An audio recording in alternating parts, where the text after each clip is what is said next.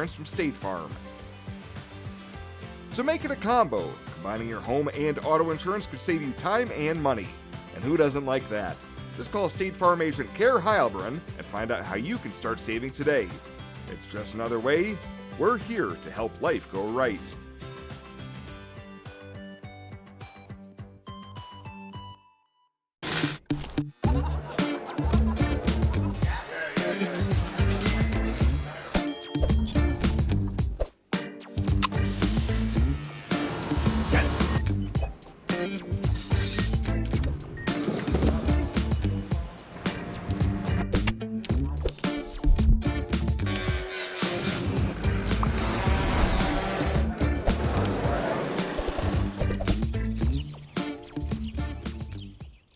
Logos in Gering is the place to get all of your school spirit gear, personalized gifts, and promotional items for your business and employees, and banners for any special event. Logos is also the only place to stop for custom screen printing or embroidery. You can even design it yourself on their interactive website. Stop into Logos today. They'll design it, print it, and have it to you in no time. There's no job too big or small for Logos. That's Logos in Gering.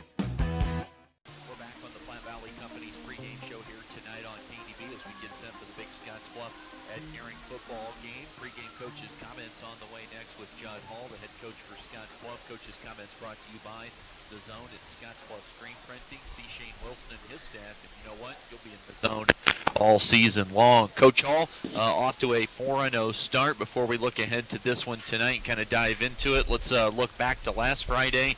You hosted Sterling, Colorado at your place, first home game since opening night of the year. You jump out to the big lead. You score on your first 4 drives.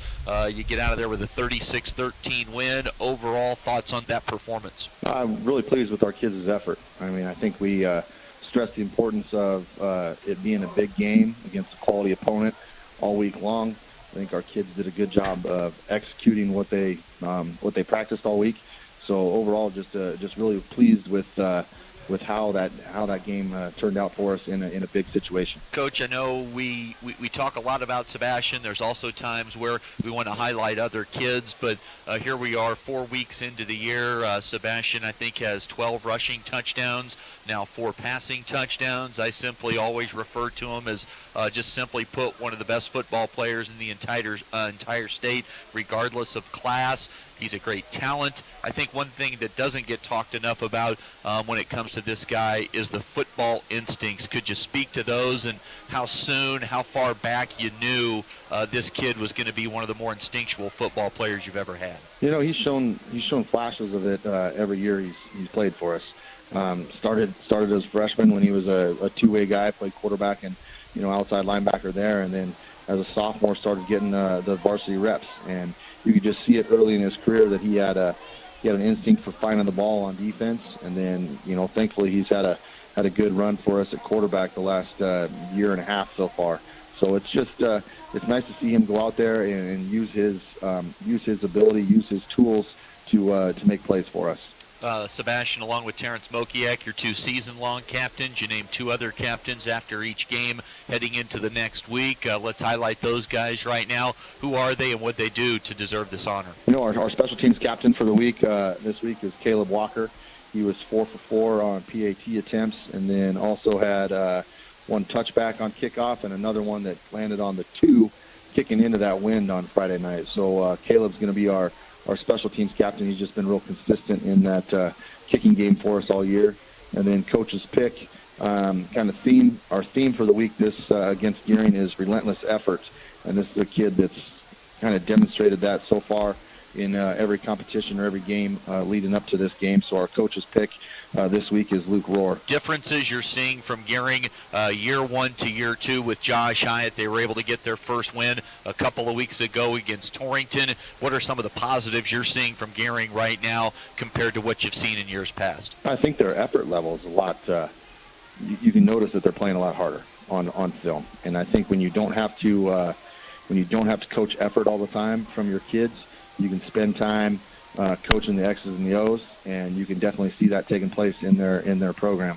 Kids are playing a lot harder, and that just transitions into being more disciplined in all your schemes. So definitely see a lot of improvement from last year to this year with Coach Hyatt's squad. Plenty of great battles over the years, but of late we know the direction both programs have taken. How have you handled this week of practice? What's the message been to your kids about getting through them from Monday through Friday and then taking care of business on the game field tonight? You know, we've talked about taking care of our job.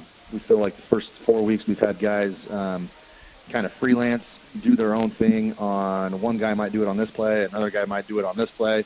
So we really focused on ourselves and making sure that we're doing exactly what we're supposed to do on every play. Because if you want to continue to win games throughout the season and then into November, you cannot freelance. You cannot do your own thing. You have to rely on the other 10 guys to do their job, and then you have to be responsible for your job.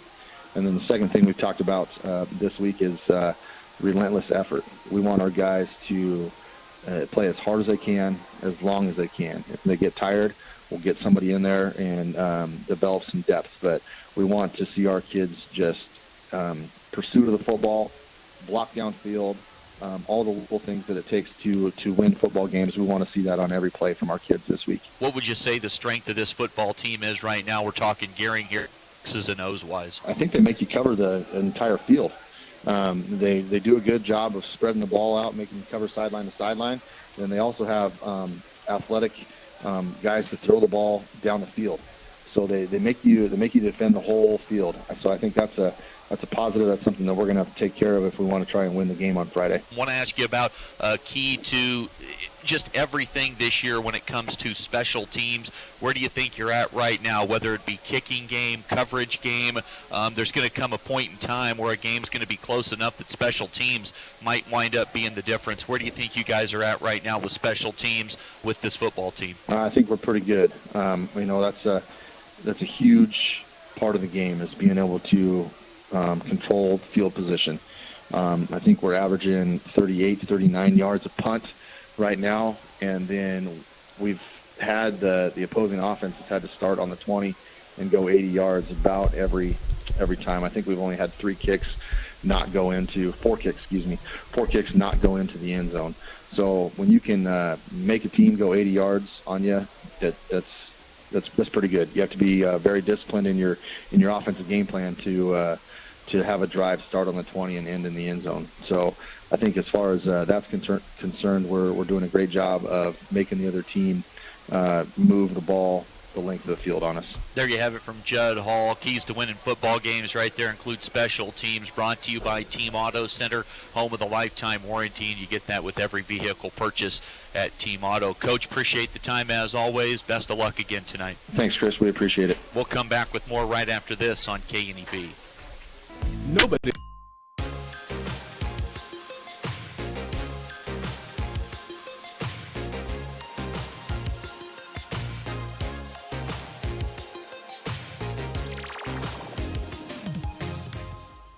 With warmer weather comes warmer vehicles. Let the professionals at High Tech Automotive help you with your automotive checking, maintenance, and repair so the heat doesn't beat your vehicle. Take your vehicle to High Tech Auto Service between Baumgart's and Frank Parts, 632-2731. Okay, nobody panic! Change the temperatures! We trained for this! These aren't your average squirt some sauce on them and call them barbecue sandwiches. The bacon is hand sprinkled with brown sugar, and the sauce is made with Kentucky bourbon aged in charred oak barrels, and the meats are perfectly smoked. Oh no! Arby's, we have the meats. Bye, Mom. Have fun. Maybe next weekend. Don't put off till next weekend what you can enjoy doing today. With the affordable John Deere 3E Series, you can handle any job on your property and turn that chore list from to-do to done. Looks like we had nothing to worry about. Nothing runs like a Deere. Visit 21st Century Equipment in Alliance, Torrington, Scottsbluff, and Bridgeport, or visit 21stcenturyequipment.com. Why do we work all hours of the night? Head towards challenges instead of turning away, and work together to solve the toughest problems so you can enjoy the little things and all the big moments life has to offer. Tri-State and our family of electric cooperatives. Brighter, stronger, better together.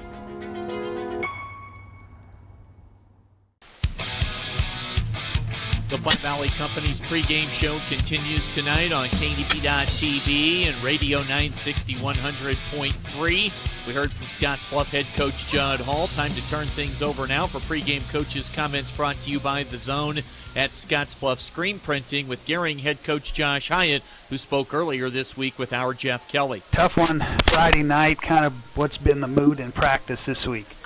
You know, it was a disappointing result because we thought like we prepared better than that and we played better than that for a quarter or so, and then had a couple mistakes, and then it kind of spiraled on us and we had a couple more mistakes, and then our kids got a little antsy and started arguing with each other, and those are things that we don't need to do to compete at that level. Hastings is a good team with some good speed. I mean, we knew that coming in, and we just needed to step up and match that, and we weren't able to do that. So we've been working on a lot of things mentally, just how are we going to stay in games, how are we going to compete with good teams, because the game of football is a game of mistakes, and people make mistakes, and all teams make mistakes. It's just a matter of whether or not you can capitalize on them or keep them from capitalizing on yours. And we did too much of the latter, or not enough of the latter, I guess, keeping them from capitalizing on the mistakes last week. So we've been trying to fine-tune ourselves on defense and just make sure we have our coverages right and figure it out. And we're trying to fine-tune what we're going to do on offense and just make sure we have the right guys blocked at the right times. So last week with Hastings, they spread you out and went 5 wide. That seemed to cause you some problems. Were you more worried about the passing game and the way they did it, or what they would do with the running game off of that? No, I wasn't worried about their run game hardly at all. That sounds bad, but their speed is on the edge, and they throw the ball around. They make you defend the whole field. We were doing a pretty good job of that for a while, keeping them in front of us, coming up and making tackles, limiting run after catch.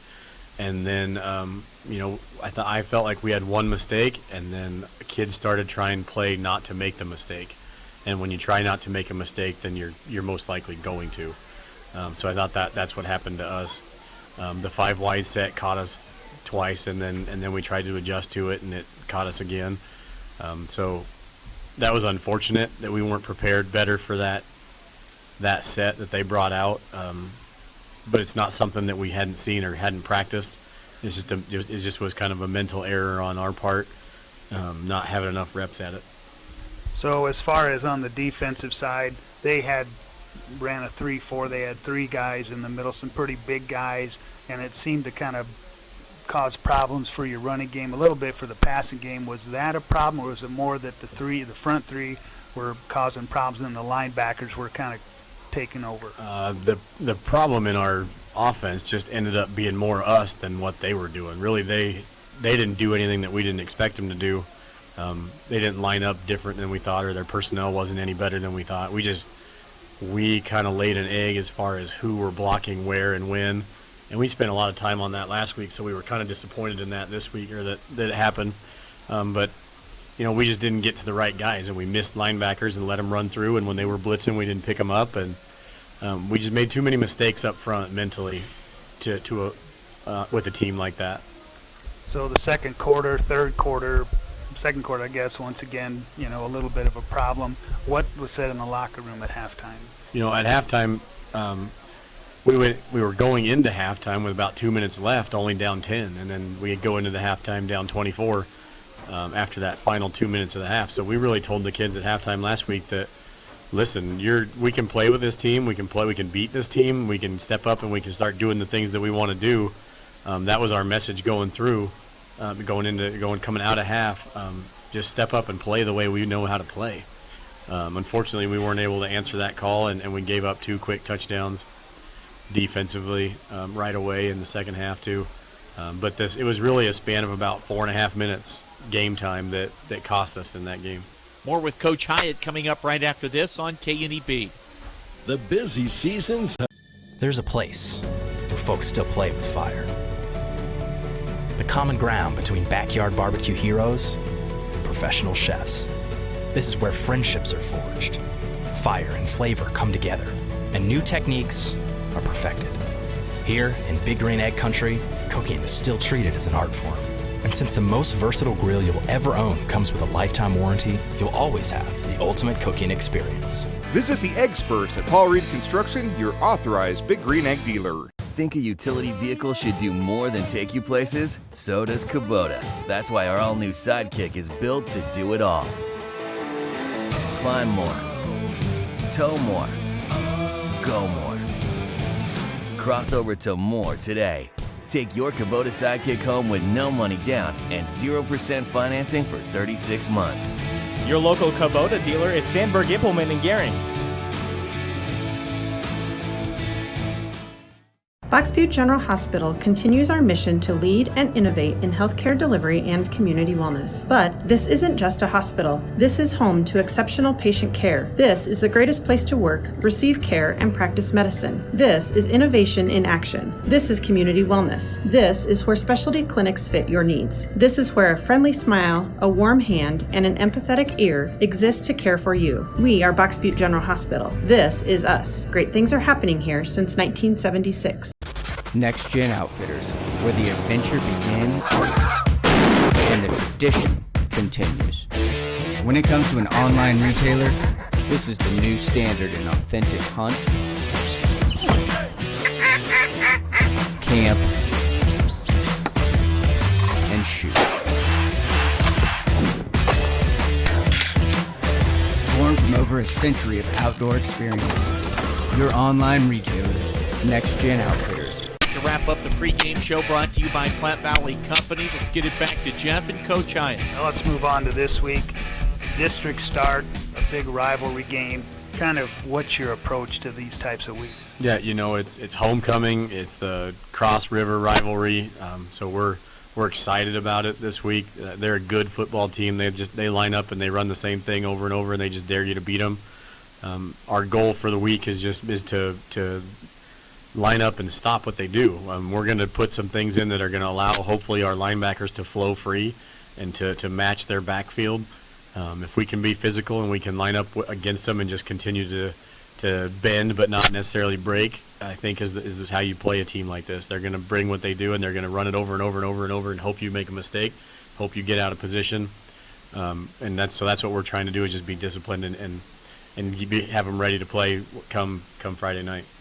Like, you may have already kind of answered this. Scottsbluff with a new head coach, but really someone that's been in the program for a long time. Is there any little nuances or any little things that you've seen from Scottsbluff that you haven't seen in past years with Judd Hall at the helm? I think they're trying to spread the ball a little more out this year. They line up in a couple more spread sets than maybe you've seen in the past, but I think you could take the tape from 4 years ago and line it up against the tape from this year, and you're gonna have the gist of what they want to do. Judd's been running the offense over there for quite a little while, and they're disciplined and they run their stuff very well. Their kids know what to expect, and they do it pretty well. So you gotta be able to limit their offense and have some success against their blitz on defense.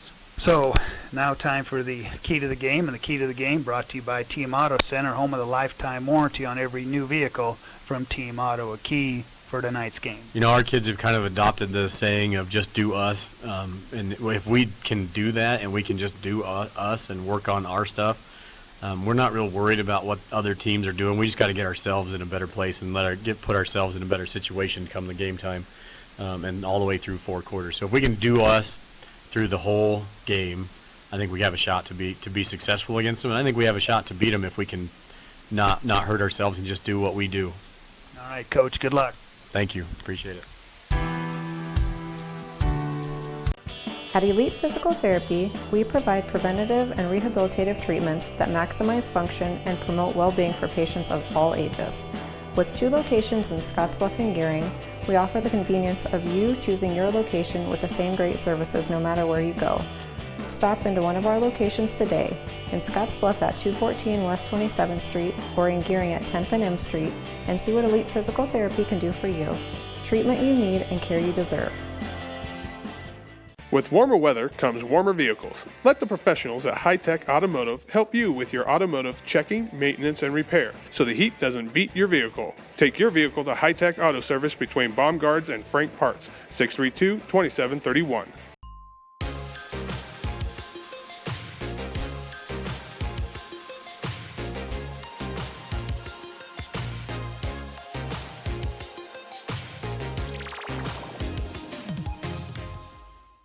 Exceptional care, right here at home. That's the mission of Morrill County Community Hospital.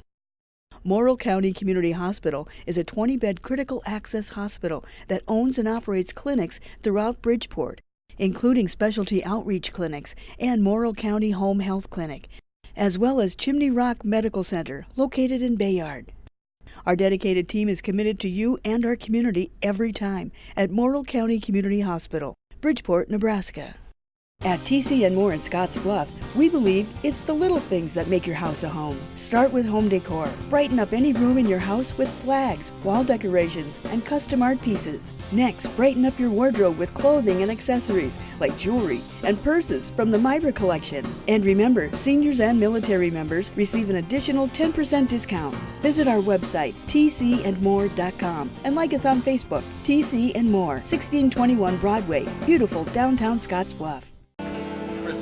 Jeff Kelly back with you tonight here on KDB.TV, also with radio coverage tonight, 960 and 100.3, as we get set for what's going to be a rainy night here at Gering with the homecoming ball game for the Bulldogs as they entertain Class B number 2 in the state, Scottsbluff. Let's set you the starters right now. We'll give you the Gering offensive unit. Starting lineups brought to you by Western Nebraska Community College. From diplomas to degrees, it's for me. You can always learn more at WNCC.edu.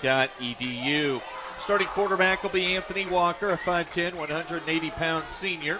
Protecting Walker along the front line. Swap from left guard to center with two young guys. Garrett Kahn will move from guard to center, 6 foot, 230-pound senior. Andrew Mount goes from center to left guard, a junior, 5'9", 240. Right guard, Adric Kahn, 6'1", 205, a senior. And the tackles, Trey Zwickel, a junior, 6'2", 255, and Isaiah Blanco, a junior at 6'2", and 240. In the backfield, Eli Thompson, a sophomore, 5'10", 185. Brady Radzimski, the leading ball carrier, 5'8", and 160 pounds, the junior. Some of the receivers we'll see tonight, Riley Shaneman, a senior, 5'9", 175. Zach Wilson, 6'2", 215, a senior. Colton Ebers, 6'3", 180, and a senior for Mr. Ebers. The defensive look for Scottsbluff, Nick Mogg, who's had an outstanding junior campaign so far, 6'5", 220. He's on one end. Terrence Mokiak, 5'11", 235, a season-long team captain, senior on the other side. Manning the middle along that nose tackle spot, Trayton Travnicek, 6 feet tall, 275, and a senior, a big boy in the middle of that defensive line. Linebacking core, Sebastian Harsh, senior. Creighton Dyke, senior. Luke Rohr, senior. Jack Darnell, a senior. He injured his ankle last week. We'll see how much Darnell plays tonight. We'll set the secondary for you in just a moment. Let's squeeze one more break in. We'll come back. That'll do it for the Plant Valley Company's pregame show opening kickoff right after this on KNEB. Fly United Airlines, operated by SkyWest with Western Nebraska Regional Airport. United is dedicated to going the extra mile for you with daily flights to and from Denver and a commitment to excellent service. Reserve your flight today. Plus, all United miles can be earned and redeemed with your flight. Finally, while visiting Western Nebraska Regional Airport, Hertz Thrifty Car Rental is there for your car rental needs. Make life easier, relax, and get on board with Western Nebraska Regional Airport. Fall weather brings new clothing to compliments for you and your home. Start with women's fashion from FDJ, Piccadilly, Charlie B, and many more. We have beautiful and original ladies' fashions that appeal to women of all ages and sizes. And remember to complement your outfit with a bag from Vera Bradley. Finally, get your home ready with decor that brings joy to your life. Compliments for you and your home. 1708 Broadway, beautiful downtown Scottsbluff.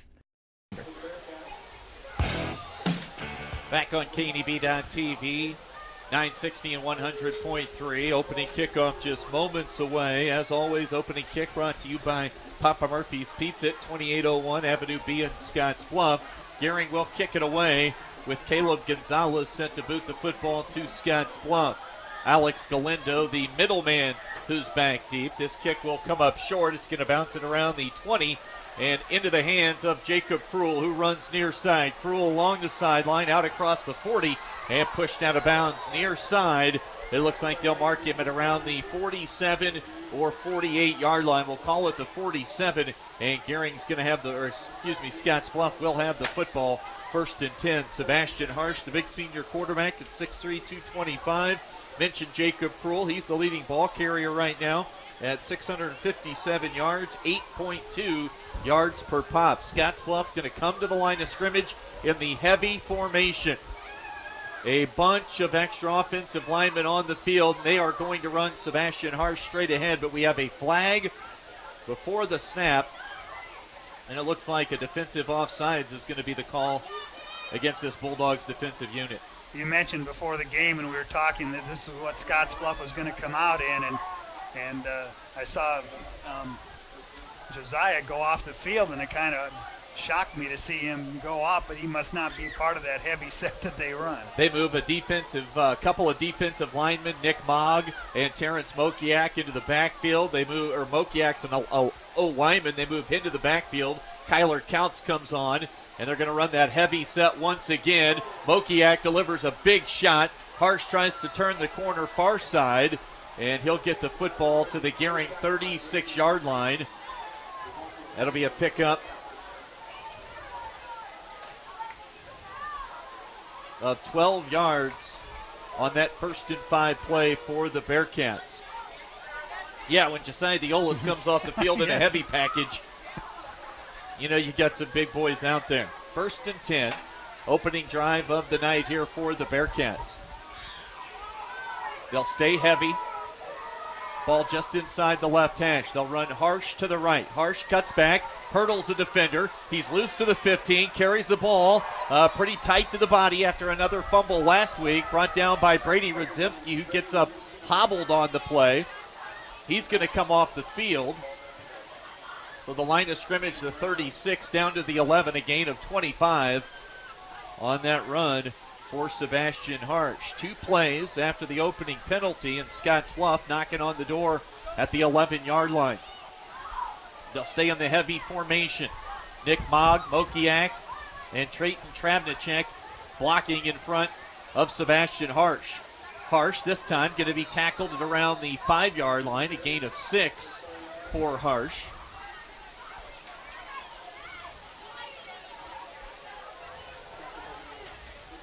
As Scottsbluff will have it 2nd down. They can pick up a first at around the 1-yard line, it looks like. So a 2nd and 4, and they come to the line of scrimmage quickly. The Cons, Adric, and Garrett, the inside linebackers. Harsh, and he's going to be tackled shy of the goal line. We'll see if he's got enough to move the chains for a Scottsbluff 1st down. We're probably going to be calling those 2 names a lot tonight, Adric and Garrett Kahn from the linebacker position with this Scottsbluff jumbo package. And Harsh picks up 2 yards. And a 3rd down and 2. All things considered, these last couple of plays, this Gering defense doing a solid job. Snap to Harsh. They stay heavy. Harsh runs right, runs through a would-be tackler. And Harsh into the end zone for the first touchdown of the night. It looked like he ran through the tackle of Garrett Kahn. So big boy on big boy, and Harsh wins the battle at the point of contact. And a quick touchdown drive for Scottsbluff comes with 10-11 to play in this opening quarter. 2-yard bulldozer job for Harsh. Caleb Walker, 15 of 18 on PAT. Snap high. We've got rain here. Brett Hill's just going to throw it into the end zone, and the ball knocked away by Caleb Gonzalez, and it falls incomplete as Scottsbluff unable to convert on the errant snap and 2-point pass attempt. 6-0 our score early. Scottsbluff leads here at Gering on the West Coast scoreboard.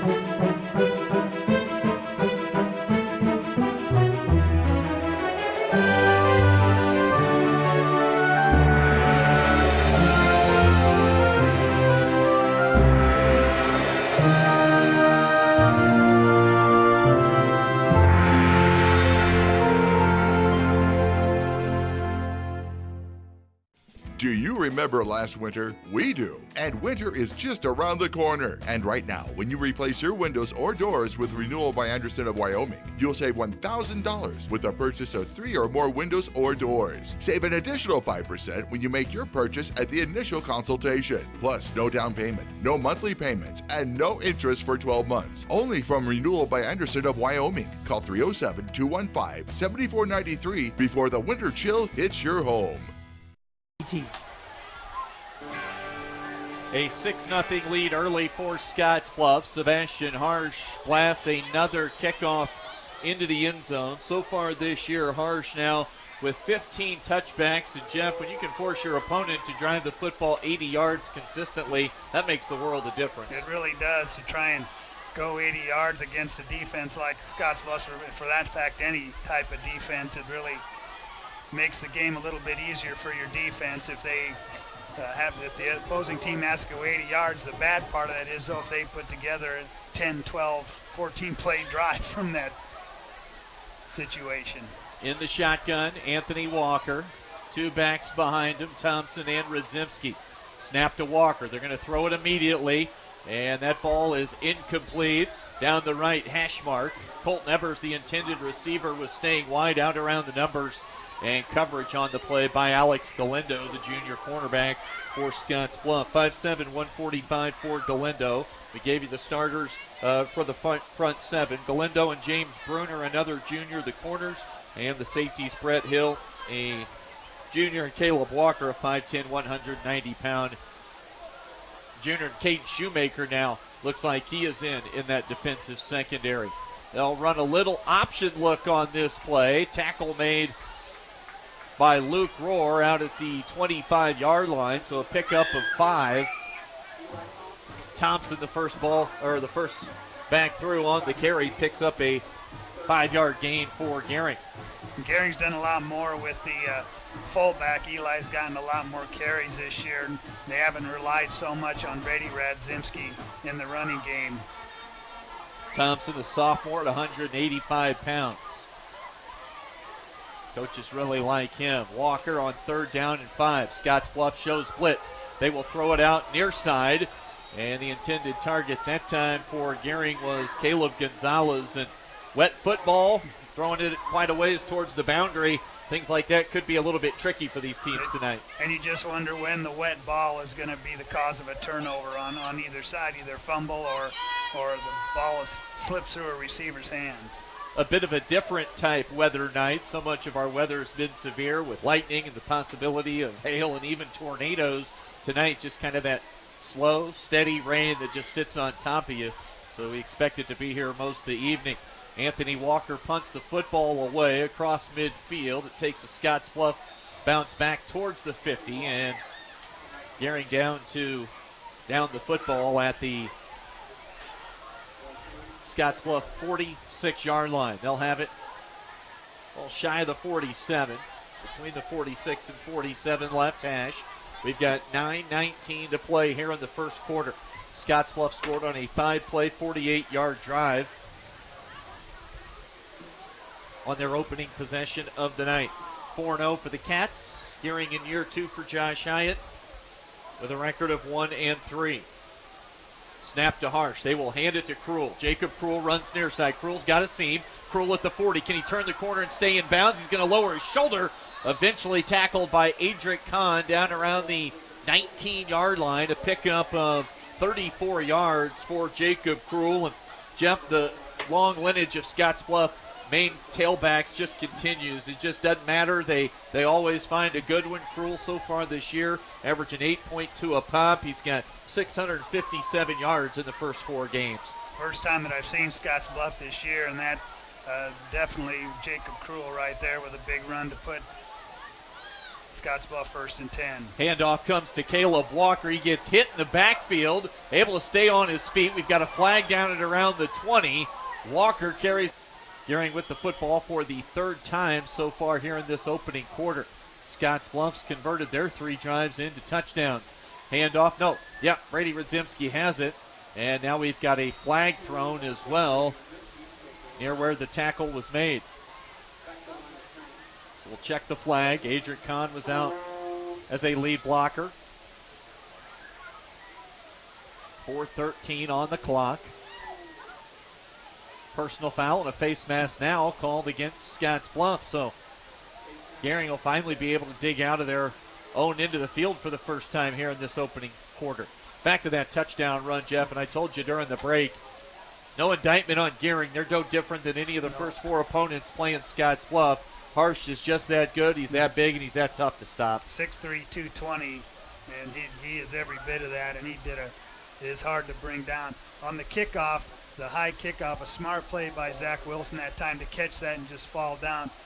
Gering's last home game, they had a kickoff, and nobody for Gering covered it, and the opposing team came down, jumped on it, and they were able to turn it into a score. So Gering's learned its lesson there. 21-0. Handoff goes to Eli Thompson. We've got another flag, and weather's a bit sloppy tonight, Jeff, and the amount of flags we've seen, it's been sloppy early from both teams. Yeah, they've not been able to get things really going. As you said, a lot of penalties, this one on Scottsbluff, but we talked about how that benefits both teams with the penalties and giving them, a free 5 or a free 10 yards, and with Gering having a little bit of trouble moving the ball, that just helps them. Another face mask. This is a 5-yard variety. We've seen 3 flags for face masks tonight, and you wonder if the weather has I have no idea why that would be, but you wonder if that's had any effect on how these guys are tackling and where they're grabbing to bring guys down. 1st and 5 for the Bulldogs. Ball shy in midfield. They throw it out right side to Riley Shaneman. Alex Galindo with an open field tackle on Riley Shaneman after a gain of about 3 yards to the 49-yard line. First pass completion for Anthony Walker, and we'll see him go to Riley Shaneman, probably second in his progression after he looks to see where Colton Evers is at. They've looked for Evers on a couple of incomplete balls so far tonight. Shaneman with the catch right there. They'll split out receivers to the right, to that side, and 2 to the wide side here to the left. Ball right hash. Walker. Harsh showing some pressure off the right side. Handoff goes to Eli Thompson. We've got another flag thrown near where the tackle and where the collision was made at around the Gering 46-yard line. And that one came in on the tackle and another face mask. This is unbelievable right now.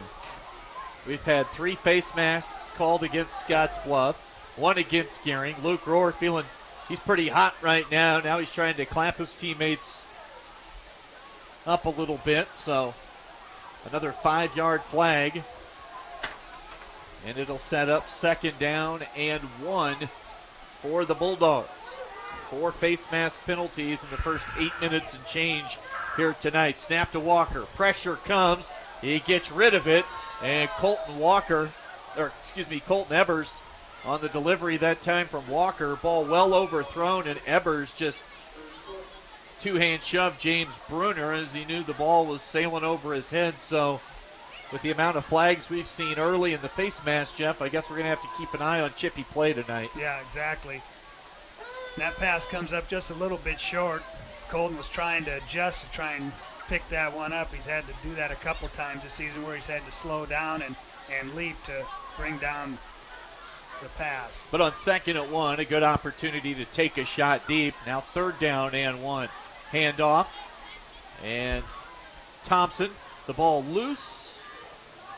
Looks like Thompson's going to be near the mark needed to move the chains. From our vantage point, it looks like he's going to be a little bit short.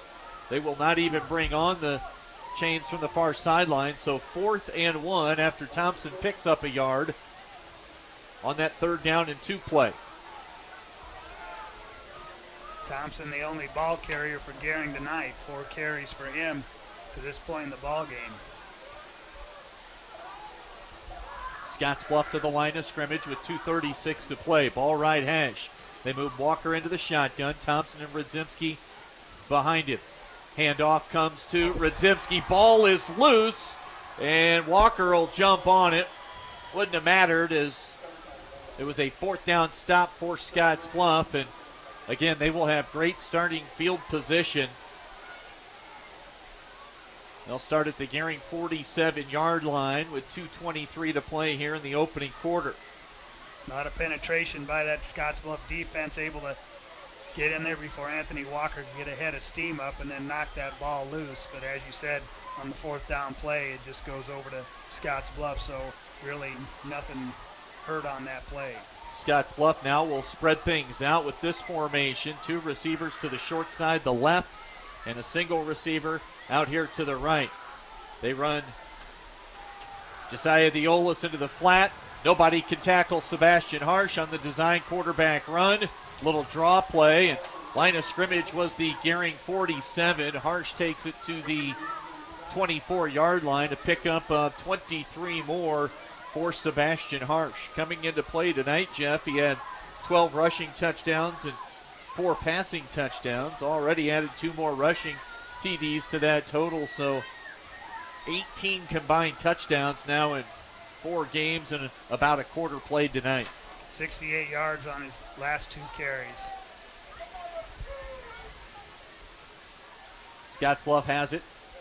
1st and 10. Direct snap goes to Josiah Diolis, and Diolis high steps his way into the end zone. No, they're going to mark him down shy of the goal line. Stepped out of bounds. Might have been nudged down at around the 2.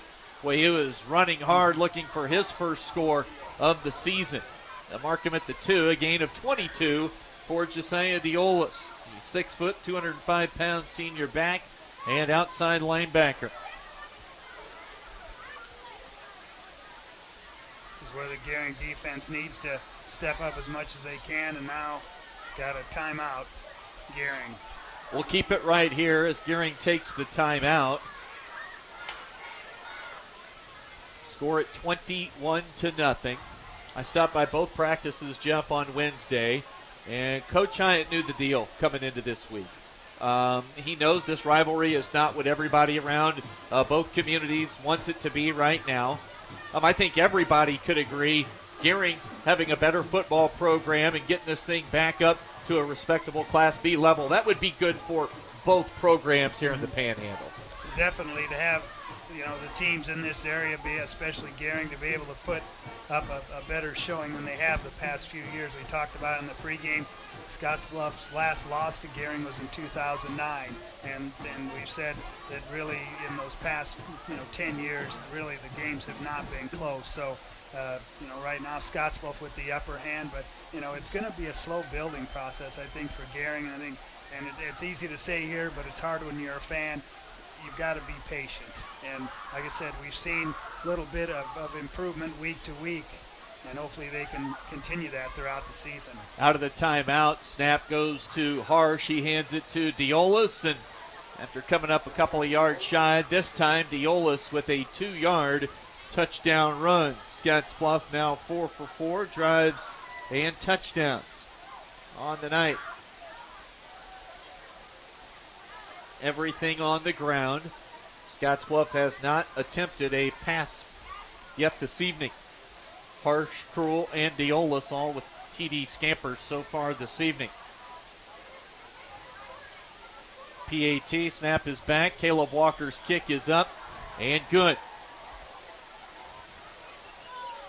He is now 2 for 2 on kicks tonight. We've got 2:03 to play, 28-0. It really felt like that second week of the season, and you talked about it, playing Seward on that long of a trip, 28-6, and was it scoreless at the end of the first quarter? Yes.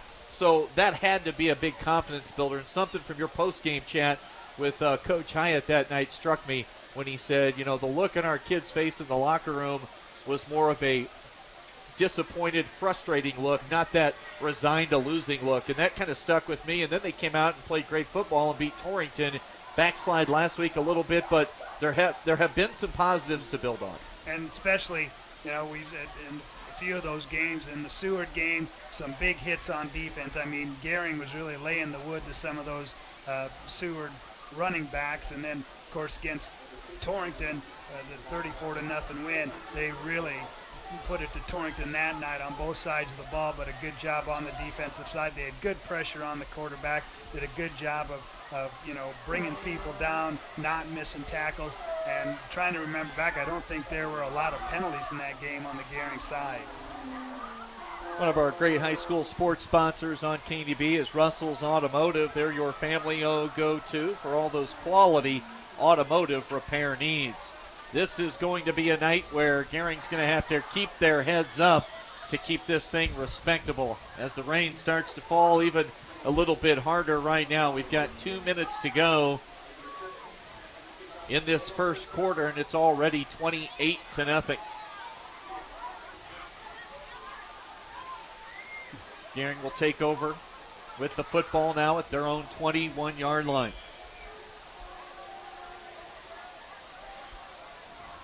Anthony Walker, the quarterback, drops into the shotgun formation. Gering sends trips out to the right, single receiver, Ebers to the left. He motions across the formation. They'll throw it to Ebers, and Ebers is going to be stuck behind the line of scrimmage. And Alex Galindo read that well from his left cornerback spot, was the first to arrive on the tackle for Scottsbluff. Josiah Diolis also around the ball carrier in on the tackle. Loss of 4 on the quick toss out to Colton Ebers. And Ebers is the type of kid that you want to try to get the ball in his hands as much as you can and in any way possible, because he's one of the best athletes Gering's got in their school, and he can do some stuff with the ball. That play, they just didn't have enough people over there to block for him before Scottsbluff got there. Snap, they will hand it off to Eli Thompson again. And Thompson is tackled after a 3-yard pickup to the 20-yard line. That'll set up a 3rd down and 11 as we go under 1 minute to play. Now, Walker gets the play from the sideline, sprints it into the offensive huddle. Behind the chains, 3rd down. Call it 12 now on the scoreboard. Walker in the shotgun. Ebers to the left, trips to the short side. Ball right hash. Pressure comes from up the middle. Evan Hegum now throwing it across the middle, and on the catch, Riley Shaneman. And that's across the 35 out to the 39-yard line. That'll be a gain of 20 on the longest play of the night for the Bulldogs here with 32 seconds to play in this opening quarter. As we said, Riley usually the second option that Anthony will look for, and he's done a good job of making the catches when it's counted for Gering. Caleb Gonzalez and Shaneman to the left. Ball left hash. Receiver out to the right. 2 backs in the backfield behind Walker in the shotgun. Hegum shows blitz again. We get a whistle before the snap from the far side at around the 40-yard line. 8 seconds to go in this first quarter. A penalty-filled first quarter. And a false start is the call against Gering. And immediately now backed up behind the chains, sets up a 1st down and 15. Glad to have you tonight on KNB.TV and Radio 960 and 100.3, streaming at KNB.com. After the 5-yard mark off, Gering to the line of scrimmage. 2 receivers out to each side of this formation. Ball left hash. And the clock will hit triple zeros after they spot the football and wind the clock. We've come to the end of the first quarter here tonight in Gering. All Scottsbluff as expected. They lead 28-0 right now on the West Coast scoreboard. Caroline just thanked her teacher.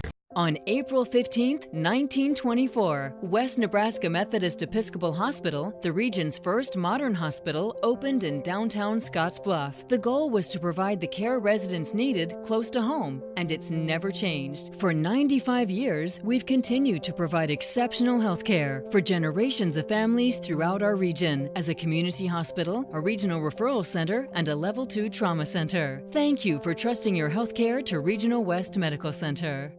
Known previously as Angela's Bridal and Boutique in downtown Scottsbluff, now tuxedos and men's formal wear by Angela's. Brought to you by Weborg 21 Center. We are excited to offer you more one-on-one customer service. Whether you need a tux for the wedding, a suit for the office, or you're just ready to step up your everyday fashion. And don't forget our second location. Angela's Boutique is now located at Bianco & Company in downtown Scottsbluff, still empowering women to look and feel their most confident. The same great boutique, now just down the street.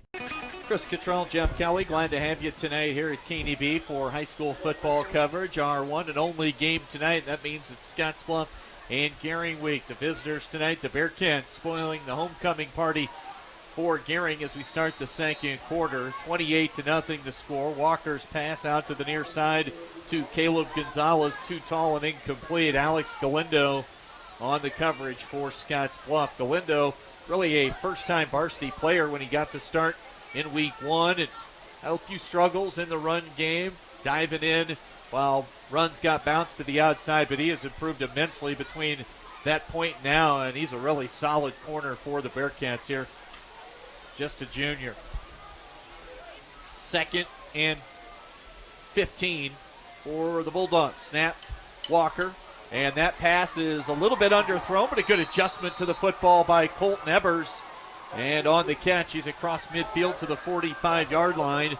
A gain of 21 as Walker completes the ball to Colton Ebers. Ebers, good size, 6'3", 180. He's got great leaping ability, great high jumper during the spring track and field season, and had a nice adjustment to come back and secure the catch on the ball from Walker right there. It's like I said earlier, that's usually how Colton makes his catch. He's got to adjust to the ball.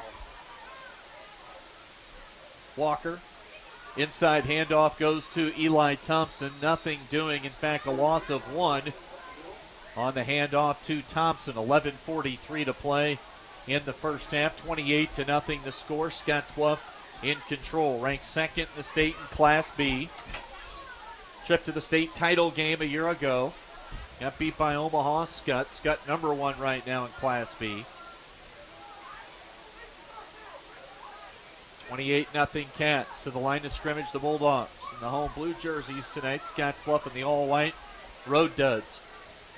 2 receivers to each side, ball inside the right hash. We've got movement.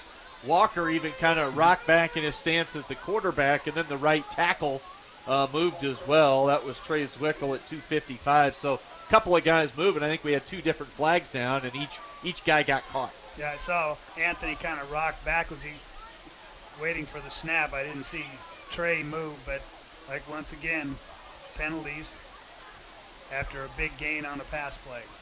And all of a sudden it's 2nd down and 16. Ball back in the Gering side of the field at the 49. Straight drop for Walker.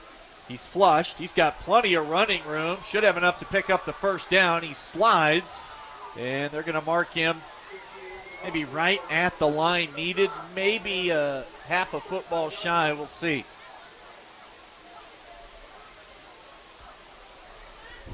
Looks like it'll be just shy of the first down. A pickup of 15 on the run for Walker. Now they're going to bring the chains on, and once he realized that he had a lot of green grass out to his left, he just tucked it and got upfield and probably wisely slid down near the first down marker. A good job by Anthony there to notice that. Is sometimes you start running and you're kind of waiting to see if somebody's going to pop open before you cross the line of scrimmage, see if anyone's open on a pass pattern. But that time he picked up big yardage there, 15 yards. It'll be 3rd down and 1, so they're a little bit short. Ebers singled up out here on the right. They've got a little safety help, it looks like, over the top with Caden Shoemaker. Walker in the shotgun. Hard count. Looks like maybe a defensive lineman for Scottsbluff got into the neutral zone. Saw some late movement from the left side of the offensive line, and that's what they're going to get.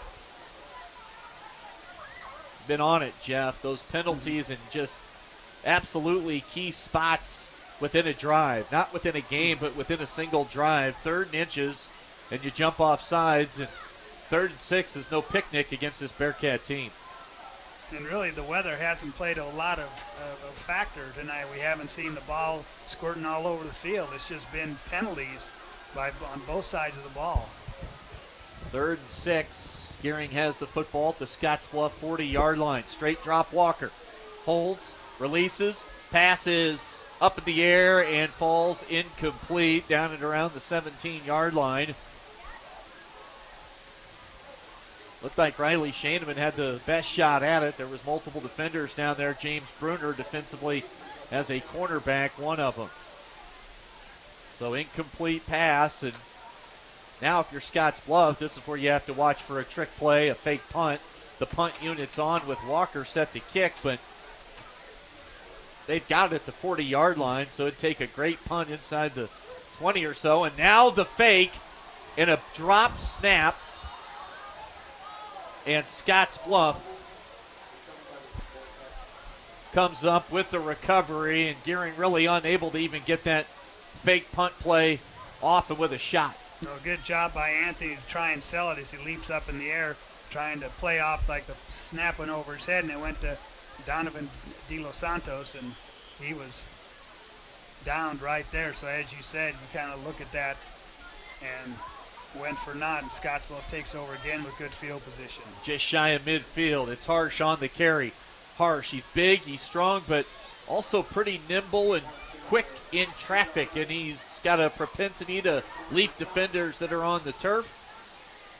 Showed that move right there. Picks up 7 on that first down carry, and this is not a night where Scottsbluff's going to get fancy, Jeff. Not with the weather. They've yet to attempt to pass. They're just sometimes it's not even worth the handoff in this rainy, slick conditions. They're just going to let Harsh bulldoze his way left or right. 2nd down and 3. This time the handoff goes to Jake Krull. Dances behind his blocker, slips a couple of defenders. He's inside the 30, and he is tackled at the 25-yard line, a pickup of 20. And you said this your first time seeing Jacob Krull. He's got great breakaway speed, but he finishes every run with a blow. I mean, it just doesn't matter. Linebacker, safety, corner, he's going to deliver the blow. Now, he and Harsh have both lost 3 fumbles this year, but Jacob Krull is one impressive back. And that time, what I noticed is he did a good job of being patient, following his blockers, and then waited till it opened up for him. 8:50 to play here in the first half. Harsh in the shotgun. They fake the handoff. They're going to take to the air for the first time. Luke Rohr, the intended receiver. Brady Radzimski in coverage, and the ball incomplete down near the goal line. That was a little bit unexpected. Gary, you talked to Gary Hartman at a game a few weeks ago, and Gary Hartman's theory on passing was 3 things can happen, and 2 of them are bad. So, and right after we say Scottsbluff not going to, of course, throwing a pass isn't tricky, but for the first time tonight, they put one in the air, and it comes up incomplete. 2nd down and 10. Kroll motions to the right. They'll hand it off underneath, slipping down. That's the first time we've really seen a ball carrier slip, lose his footing, and Caleb Walker, that'll be a 2-yard loss on the running play to the 27-yard line. So 3rd down and 12 now for the Bearcats. I could see them with a safe middle screen here if Diolis is in the lineup. We'll see. They've used that play a time or two. He is going to line up as that tight set fullback off to the right. Wing right with Walker. Krull to the left of Harsh. Ball inside the right hash mark. Walker in motion. Why mess around with something that works really well quite often, and that is Sebastian Harsh. He bulldozes his way inside the 20 to the 19, a gain of about 8 on that play. Remember, they were behind the chains. It'll set up a 4th down and 4. And even 4th and 4, quarterback straight ahead, tough to stop. 7:35 to play in this second quarter. 28-0 lead for the Cats. Snap, handoff goes to Jacob Krull. Krull spins out of a tackle, and he's going to have enough to move the chains. It'll be a 1st down run for Jacob Krull and Scottsbluff inside the 15-yard line. They'll mark the ball at the 13 for a gain of 6. And another fresh set of downs here for the Cats. And the linebacking core for Gering getting tested here tonight. Adric and Garrett Kahn in on a lot of tackles here in the first half of this game. Double tight, wing right for Scottsbluff. Handoff goes to Krul. Krul runs into one of his own offensive linemen, blocking at the second level. De Los Santos, also Garrett Kahn in on the stop. As Krul picks up 3 on first down, it'll set up a 2nd down and 7 situation.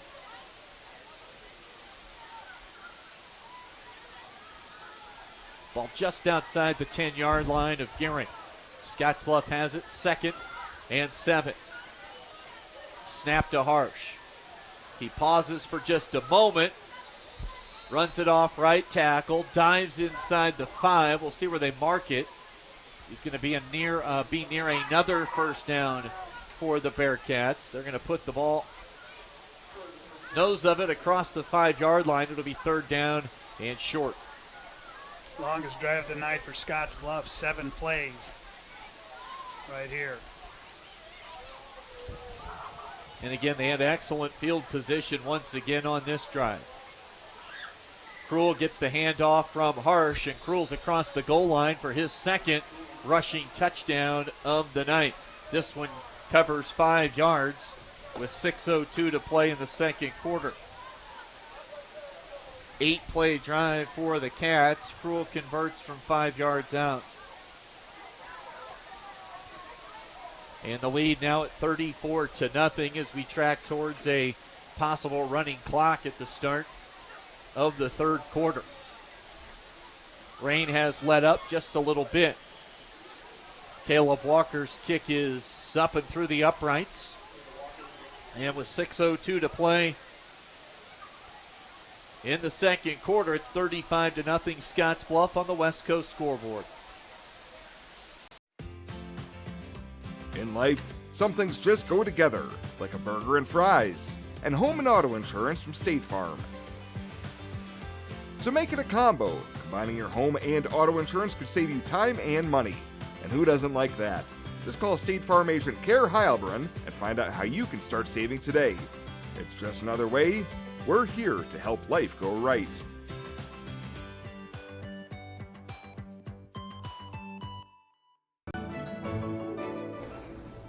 This chair is way too big.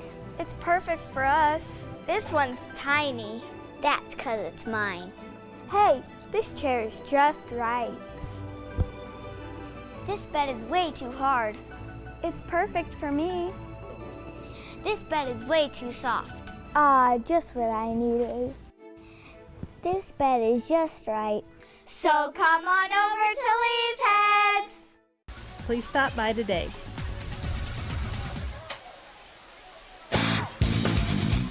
Chris Control with Jeff Kelly in the booth here tonight. Our Logos broadcast location at the press box here at Gering, 35-0 Scottsbluff, and Caleb Walker will kick it away for the 2nd time tonight. This kick angling over near the 10-yard line, and that'll roll out of bounds.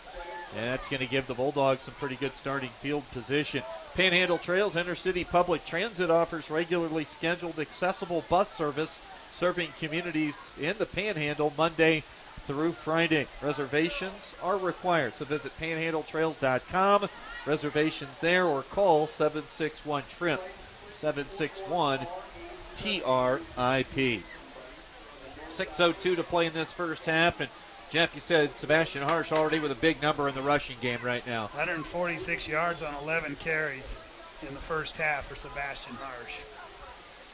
Scottsbluff at 4-0. Next week they'll play at Sydney. Gering will be home for McCook. Snap, inside handoff goes to Eli Thompson.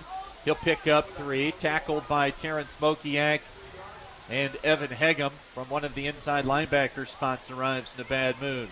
Hazel Mendoza also now on the field for the Bearcats, working at a linebacker position.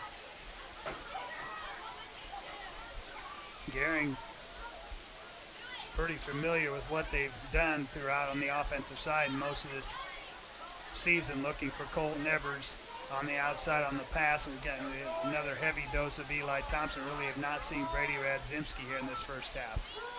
A 50-50 ball is intercepted by Alex Galindo. Galindo trying to point for some blocking, tackled at the 32. as Walker got rid of it quickly. And that ball was just too far inside, and it was almost like Galindo was the receiver on that play. Anthony got a lot of pressure, got hit as he threw that, and it kind of hung up there for quite a long time, and 2 defenders back there on Colton Evers that time. So on the second play of the drive, Gering turns it over.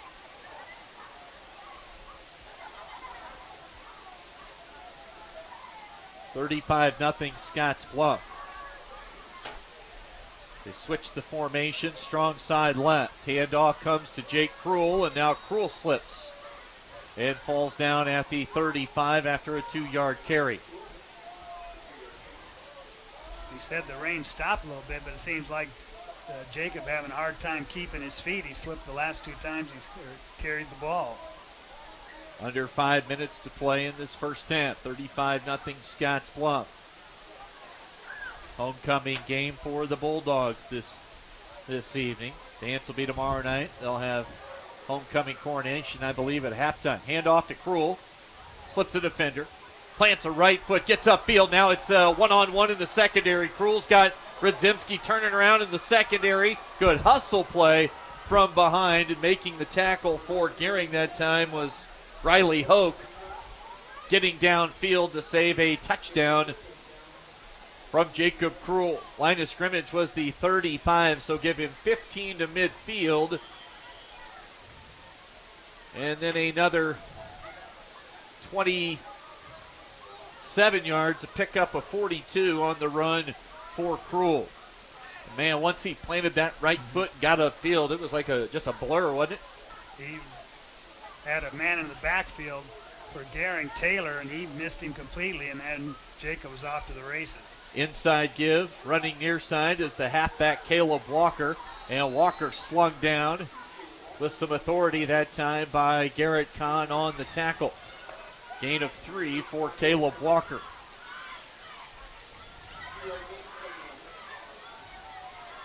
I'm sure we're going to see the Scottsbluff starters for at least one drive at minimum in the third quarter.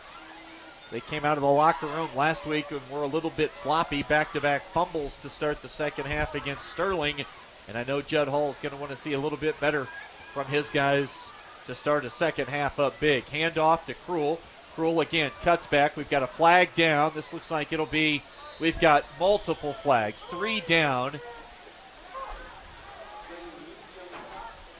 Maybe a personal foul. This will be on. I think it'd be a personal foul on De Los Santos as he, as Brett Hill and at quarterback, and he kind of knocked him down at the end of the play, kind of held him down, and then and when he got up, he kind of pushed him, and the official standing right there, and so that'll be a flag. And you wonder if there might have been a holding first, and then even the personal foul second. We'll see what.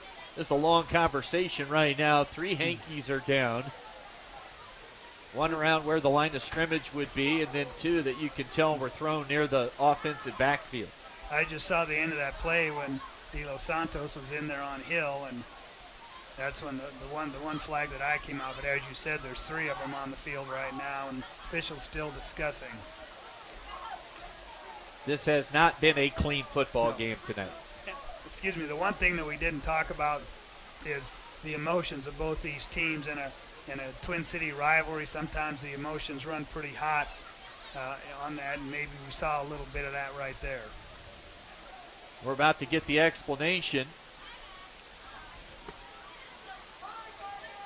Holding against Scottsbluff. Face mask against Gering. Personal foul against Gering. 3 flags, 3 different calls. And it looks like they'll have to sort this one out. Yeah. He did show a 1 like it's going to be first down. So I think the hold and the face mask might offset, and then a dead ball on the personal foul. Could be. And that'll be the only one that's marked off. That'll carry the football down to the 5-yard line, the 10, nose the football inside the 10, and it'll be a first and goal situation now for Scottsbluff. And you mentioned Brett Hill. I did not see that change made before that last snap, so It's Brett Hill, the junior, in at quarterback. Andy Pham, a backup tight end, in on the left side. No need for Jack Darnell to see any action in this ball game. They hand it off to Jacob Krull, and Krull, as Gering had a little lack of effort tackling at the second level into the secondary that time, and a 10-yard touchdown run for Jacob Krull comes with 3 minutes to play.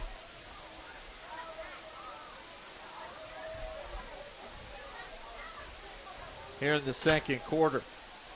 And the score now at 41-0. Caleb Walker on for the PAT. High snap. Kick is up. And good. Line drive kick. Gets over the crossbar. And with 3 minutes to play, a 42-0 lead. And at this point, you just hope everyone's able to keep the emotions in check, things under control. A running clock is definitely part of helping that out in this second half when we get there. Yeah, and you mentioned on that touchdown run by Jacob Krull, kind of a lack of effort there, and you hate to say that, but, you know, it was just an easy run for Jacob to get in there, but maybe frustrations showing up a little bit early in this one with the personal foul penalty on De Los Santos. Monument Physical Therapy doing a great thing for local athletes right now. They can keep you in the game.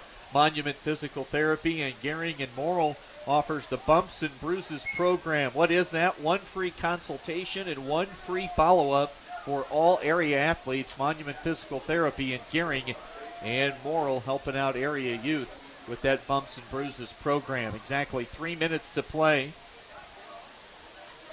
We've had different levels of rain here tonight. It's really let up quite a bit here in the last 10 minutes or so. Kickoff comes down to Brady Radzimski at around the 5-yard line. He comes near side and tackled on the play. Preston Anderson on kick coverage. Also down Ethan Holly. Back-to-back on your program wearing numbers 20 and 21. 42-0 our score. As Gering will take over possession of the football, and similar to just about all of their drives tonight, backed up pretty deep in their own end, Jeff. I think what Gering needs to do here is just put a drive together, a 5-6 play drive, run this final 251 out and go to the locker room. Anthony Walker in the shotgun with Eli Thompson behind him. Snap, Walker looks to his left, holds, fires over the middle, passes in and out of the hands, maybe doing a good job defensively. Taking the hand in was Jackson Ostick, a reserve defensive back. Colton Evers, the intended receiver, and it'll set up second down and 10. Walker put that ball right between the numbers. Kind of a sidearm delivery coming from Anthony that time, but good defense by Ostick that time to get that hand in there right as the ball got to Colton. Ball inside the right hash. Second down and 10 for the Gering High Bulldogs. They trail 42-0. Andy Pham, a reserve linebacker on the outside. Snap to Walker. Again looks left. Coxon fires deep. Riley Shaneman unable to hold on. Official's going to drop a flag. He had trouble getting it out of his back pocket. Ball incomplete, but a pass interference will be the call.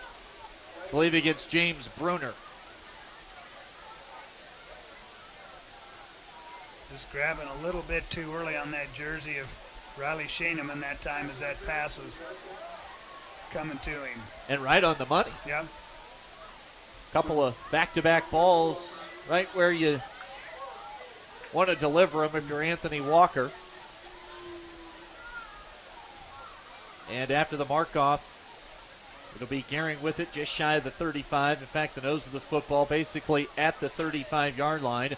Ball between the hash marks. We've got 2:37 to play in this second quarter. Scottsbluff up big on the scoreboard right now. A lot of reserves in defensively for the Cats. A wet ball and a jump ball over near the Gering sideline. Good catch by Josh Hyatt. Don't know if the slick ball had anything to do with that one, but that looked more like a punt than a pass. Anthony had no time to throw that ball. He took a step back and cocked his arm, and number 56 for Scottsbluff was in there. That's Chance Simons. Simons put a big hit on Anthony that time. When Anthony has time to throw, as you saw the first two throws, he can put it right in there, but he has not had a lot of time. Shaneman motions into the backfield. Instead, it's an inside handoff. Hazel Mendoza, Evan Hegem first to arrive defensively after a 2-yard carry for Eli Thompson. 2 minutes and 20 seconds to play in this second quarter, and this will set up a 3rd down and 8 for Gering. Gering putting a good drive together here. Let's hope they can convert. They do have a 3rd and long here, but hopefully they can convert if they need to on 4th. Under 2 minutes to play in the half. Walker in the shotgun. Pham with some pressure off the edge. Ball is up and incomplete. No need for the contact if you're Alex Galindo. You wonder if the underthrown ball and Evers trying to work back to it help force some of that contact, and maybe Galindo just in the wrong spot, but he was getting a little handsy with them also, and just no need in that spot for a flag like that. And I'm sure that'll be a topic of discussion in the locker room for the Bearcats, is the number of penalties here in this first half. Minute and 46 seconds to play in the half, and some penalties right now have given Gering a pair of first downs on this drive. They're across midfield. They've got it at the Scottsbluff 49-yard line. 1st and 10 again for Gering. Call it the pistol. Really what it looks like. 2 backs behind Walker. Straight drop. Pressure comes from up the middle. Walker rolls out to his right. Pass too tall as Ebers was open at around the 25-yard line, but Walker throwing on the run off one foot, off one leg, and a little high and a little wide. And I've seen Anthony this season, when he's gotten flush, be able to throw pretty well on the run. Of course, he does play baseball also and has had to do that, but that one just a little bit out of the reach of Colton Evers. Seen a lot of Caden Shoemaker in the Scottsbluff secondary here in the first half. Tough nose. Plays the game hard, a junior at 160 pounds. They run option, pitch it out to the right to Radzimski, who turns the corner. He lowers his shoulder and delivers a blow. And that should be good enough for a first down, I think. We'll see where they spot it.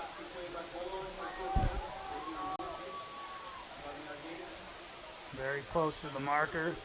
They're going to measure it, but a great block that time that sprung Brady by Caleb Gonzalez. He was able to allow Brady to get around the corner. And for Brady, that's his first carry tonight, which is very unusual for Gering. 91 seconds to play in this first half. First down, Gering. And just like that, Scottsbluff sends the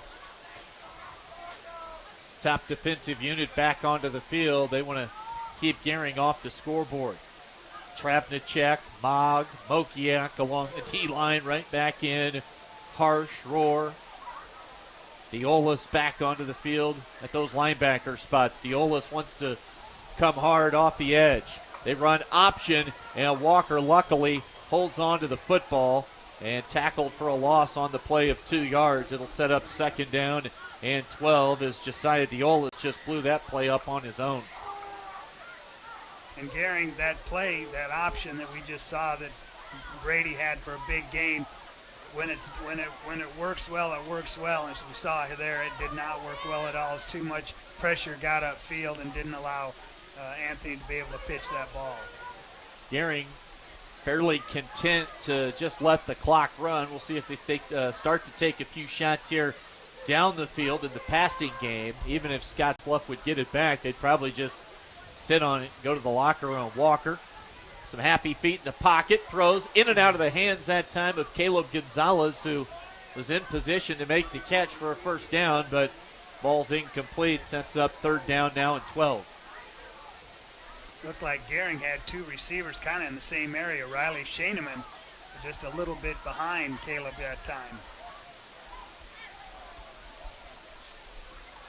42-0. Scottsbluff scored 4 touchdowns in the first quarter. Jacob Krull scored twice here in the second. He has 3 touchdowns on the night. Harsh with 2 runs. And Diolis with 1 as well. 6 touchdowns for the Bearcats on 6 drives this evening.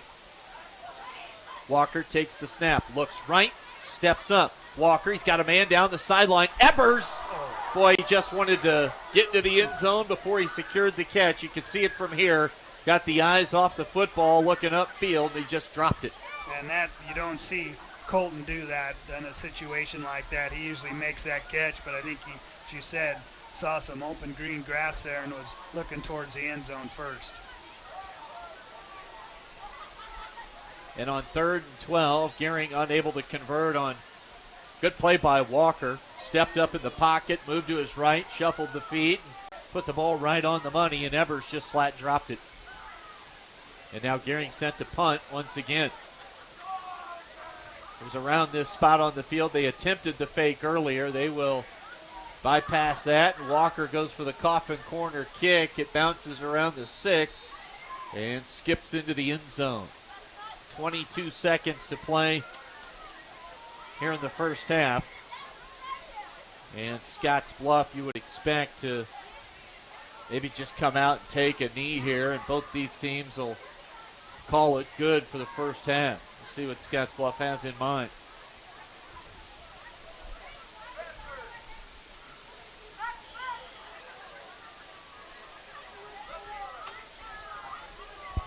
Like a lot of second teamers in there with the exception of Harsh and Diolos for Scottsbluff. And Krull lined up in the slot left. They had him in motion. They were going to hand it to him. And now we get a late timeout taken by Gering. Right before the snap.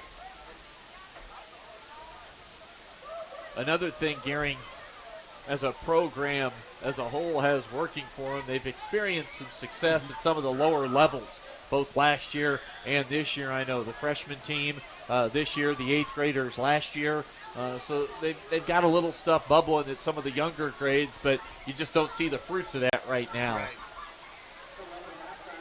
I think looking at the roster, I think there's 10 seniors, but I think the largest number was freshmen on this Gering roster. Right now, Scottsbluff up big, 42-0.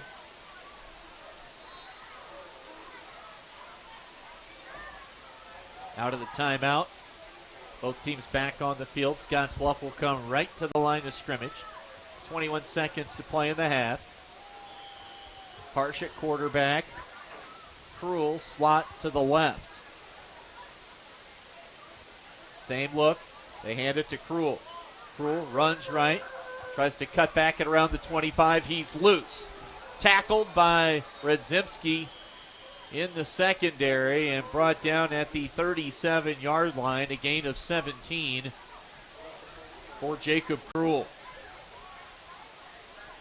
Some of the rushing numbers are pretty ridiculous for Krull and Harsh, not only tonight but throughout the first 4 weeks. Scottsbluff came in averaging 355 yards per game on the ground. And really, Jacob about one step out of a tackle there and would have taken that one to the house. And Scottsbluff will let the final few seconds tick off the clock. We have played 2 quarters here tonight, Gering's homecoming game, and it is all Scottsbluff as they lead it by the score of 42-0. A little bit of miscommunication or questions from the Scottsbluff bench right now as the offensive unit wasn't moving, and it looked like the coaching staff wanted an answer to maybe why there wasn't another play to be run. A little bit longer of a halftime scheduled for tonight at 20 minutes. They'll have homecoming ceremonies here on a rainy Friday night. On the scoreboard, football-wise, though, no surprise. Getting exactly what everybody expected tonight. Scottsbluff rolling in complete control. They lead here at Gering, spoiling the party for the Bulldogs homecoming weekend. It's 42-0 Scottsbluff on the West Coast scoreboard. You may look forward to spending the seasons with family in your home, but not when these critters come knocking on your door. That's where Benzel Pest Control saves the day. Family owned since 1976, we provide prompt, professional, and efficient services to keep your home or business safe and secure all year round. With 3 generations and more than 4 decades of service to the Nebraska Panhandle and Southeast Wyoming, Benzel Pest Control is the only name in all seasons pest defense. Bye, Mom. Have fun. Maybe next weekend. Don't put off till next weekend what you can enjoy doing today. With the affordable John Deere 3E Series, you can handle any job on your property and turn that chore list from to-do to done. Looks like we had nothing to worry about. Nothing runs like a Deere. Visit 21st Century Equipment in Alliance, Torrington, Scottsbluff, and Bridgeport, or visit 21stcenturyequipment.com. Hey, I've been hanging out here a long time outside of Panhandle Auto Group, and boy, do they have a great selection of vehicles. And their sales team is great to work with, and you can also get your vehicle serviced and detailed too. Welcome to Panhandle Auto. This is Sam Serta, General Sales Manager. It has been our pleasure to serve you for the past 2 years. At Panhandle Auto, we have a seat for everybody. Whether you need a vehicle for yourself, a son, or daughter, our team will go above and beyond to satisfy your needs and even your dreams. So again, thank you from Sam Serta, General Sales Manager at Panhandle Auto, for allowing us to earn your business. At Panhandle Auto, it's time for something different. On April 15, 1924, West Nebraska Methodist Episcopal Hospital, the region's first modern hospital, opened in downtown Scottsbluff. The goal was to provide the care residents needed close to home, and it's never changed. For 95 years, we've continued to provide exceptional health care for generations of families throughout our region as a community hospital, a regional referral center, and a Level 2 trauma center. Thank you for trusting your health care to Regional West Medical Center.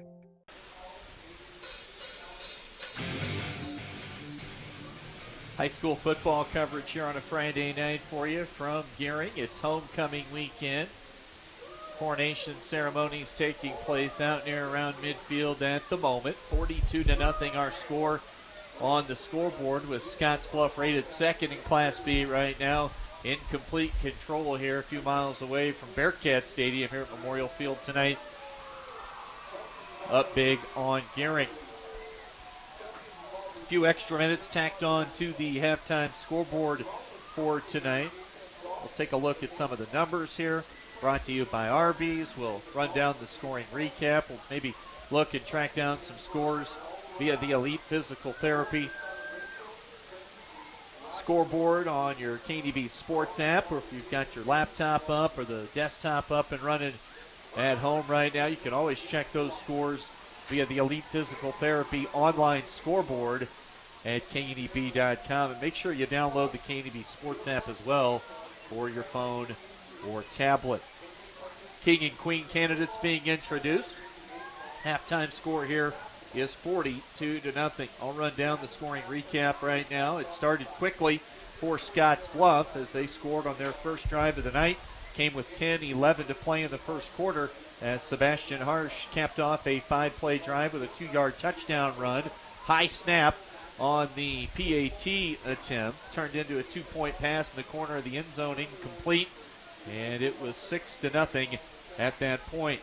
Scottsbluff got the football back, and with 6:17 to play, Jacob Krull capped off another scoring drive with a 1-yard touchdown run. Sebastian Harsh then a 2-point conversion run as they were chasing that early missed PAT/2-point conversion. That Harsh run made it 14-0. Still first quarter, 4:20 to play. Harsh busts off a long touchdown run that went for 45 yards. Caleb Walker's kick was good. It was 21-0 Bearcats at that spot in the game. Then with 2:03 to play in the first quarter, Josiah Diola scores his first touchdown of the season, a 2-yard run that came after a nice, 23 or so yard run down to the 2-yard line, and another Walker kick made it 28-0. First points of the second quarter did not come till about midway through quarter number 2 as Jacob Krull scored his second touchdown of the night, a 5-yard run. That was an 8-play drive, and a kick made it 35-0. And with 3 minutes to go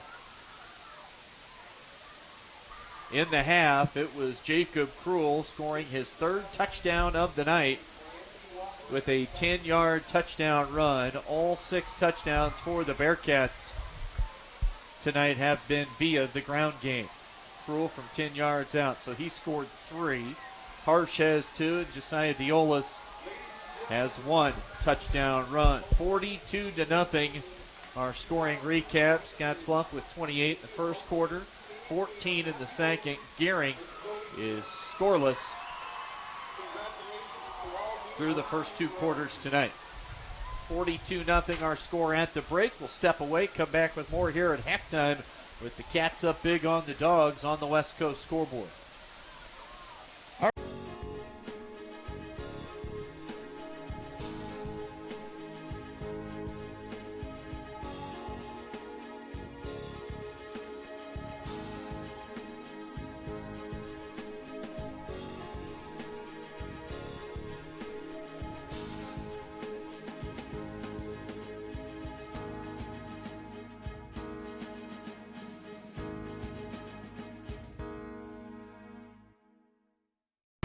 Whether you're watching the game at home with 9 friends or at the stadium with 90,000, we're cheering right alongside you.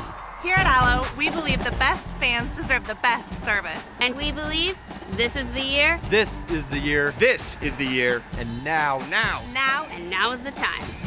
So never miss a play and experience game day with service provided by Nebraskans for Nebraskans. Switch today and upgrade your football season with fiber internet, TV, and phone from Allo. Exceptional care, right here at home. That's the mission of Morrill County Community Hospital. Morrill County Community Hospital is a 20-bed critical access hospital that owns and operates clinics throughout Bridgeport, including specialty outreach clinics and Morrill County Home Health Clinic, as well as Chimney Rock Medical Center, located in Bayard. Our dedicated team is committed to you and our community every time at Morrill County Community Hospital, Bridgeport, Nebraska. Why do we work all hours of the night? Head towards challenges instead of turning away, and work together to solve the toughest problems so you can enjoy the little things and all the big moments life has to offer. Tri-State and our family of electric cooperatives. Brighter, stronger, better together.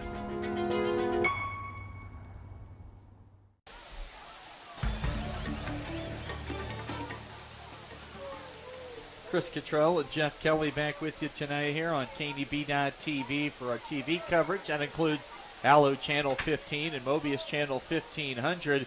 And, of course, we've got the radio broadcast tonight here on 960 and 100.3 and always streaming online at KNEB.com. Halftime score on homecoming night. Jeff, we've got the King and Queen announcement. Matt Bowman is named King tonight, and Zoe Smith takes home the Queen honor. So their homecoming weekend's definitely off to a good start this weekend. Always an exciting time for these kids when it comes to homecoming, and of course, as you mentioned, the dance tomorrow night. So congratulations to Matt and Zoe. And Anthony Walker was out there as an attendant, so was Riley Shaneman. Don't know who the 2 girls were but with them, but Riley was the 3rd attendant and the 2nd attendant, and Anthony was the 1st attendant. Looked like Emily Harrison might have been one of the others out there. And you've been in my shoes that I'm currently in now, as with homecoming weekend and having a youngster in high school, you hope for good decisions, not only for your own, but everybody else that's going to be out and about with decisions to make, trying to be smart about handling their own decision-making and what you're out doing on homecoming weekend. That's definitely a thing, and as being a parent, you just hope that there are right decisions. And of course, you know the kids that your kids run around with, and most of the time they're all good kids, and they all make good decisions. But it always is an exciting time for the kids. But as you said, you just hope that nothing bad happens, and they do make good decisions. But when the clock starts to get around midnight, 12:30, 1 o'clock, you're just laying there in bed because you're not going to sleep until you hear that car pull into the driveway. So yeah, your statements right there let me know you have walked a mile in the shoes that many of us are dealing with throughout the rest of this weekend. Zoe Smith, the queen, quite the last few months for her, having a great volleyball season, went over 1,000 digs in her career. I think you were there that night. She eclipsed that milestone, and of course going to go play at the University of Wyoming. So great things for her. I know her older brother Zach's probably on the sideline coaching football, but I know how proud of her he is right now, and we wish the best for Zoe not throughout the rest of her senior year athletically and academically, but as she moves on to play at the University of Wyoming. Yeah, definitely a good season for them, and they got a big win Thursday night in a triangular with Kimball and Sydney. They weren't able to defeat Sydney. Listen to that one on our way down to Loveland, Colorado yesterday afternoon, but they have had a good season, and I think they're going to be a real force when it comes to sub-district time and district time. That the whole district with Sydney and with Alliance and with Scottsbluff, that's I think going to be a great district when we get to district time. And Chadron, obviously a non-district opponent, but I saw them for the first time last night.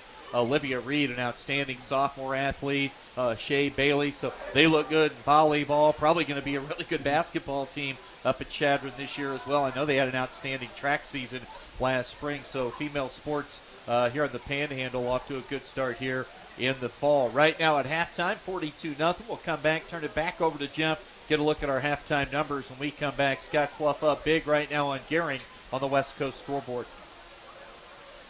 Hi, I'm Kevin Wick, Assistant Vice President at Platte Valley Bank with your Mortgage Mythbuster of the Week. Some people think that purchasing a home is more expensive than renting. The truth is, with interest rates so low, there has never been a better time to purchase a home, making your monthly mortgage payment lower than a rent payment. The mortgage lenders at Platte Valley Bank are here to help you find the right programs to fit your needs and your budget. Stop in today. No question is too big or too small.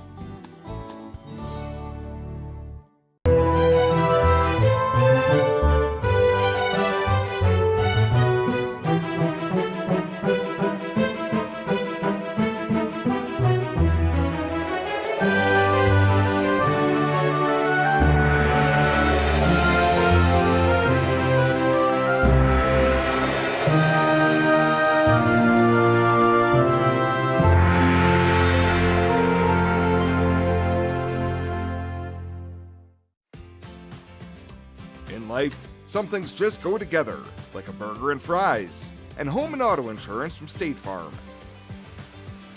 So make it a combo. Combining your home and auto insurance could save you time and money. And who doesn't like that? Just call State Farm agent Care Heilbrunn and find out how you can start saving today. It's just another way. We're here to help life go right.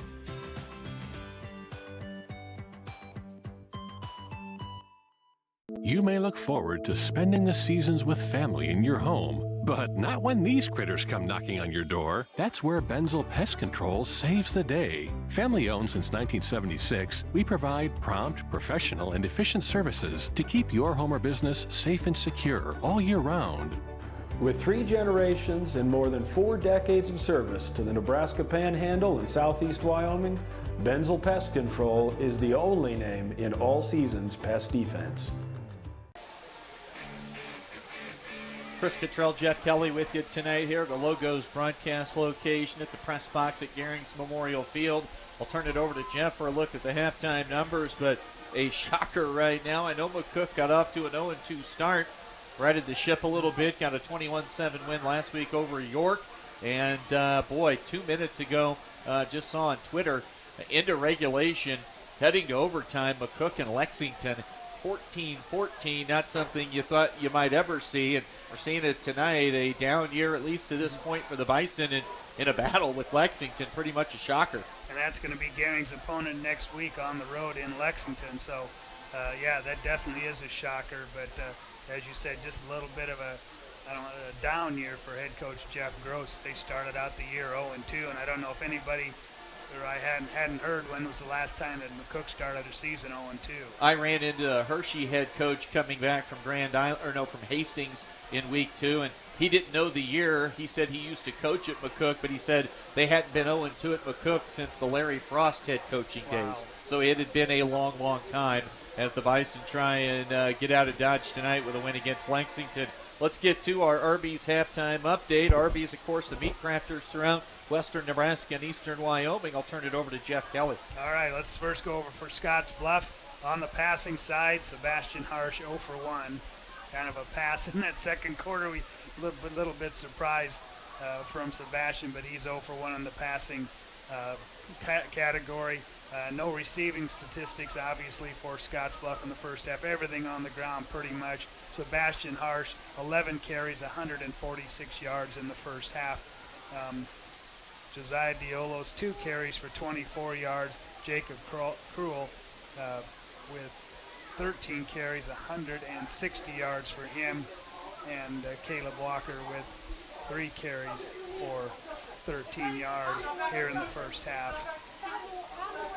On the Gering side, for Anthony Walker through the air, 4 out of 15 for only 40 yards, and he had 1 interception.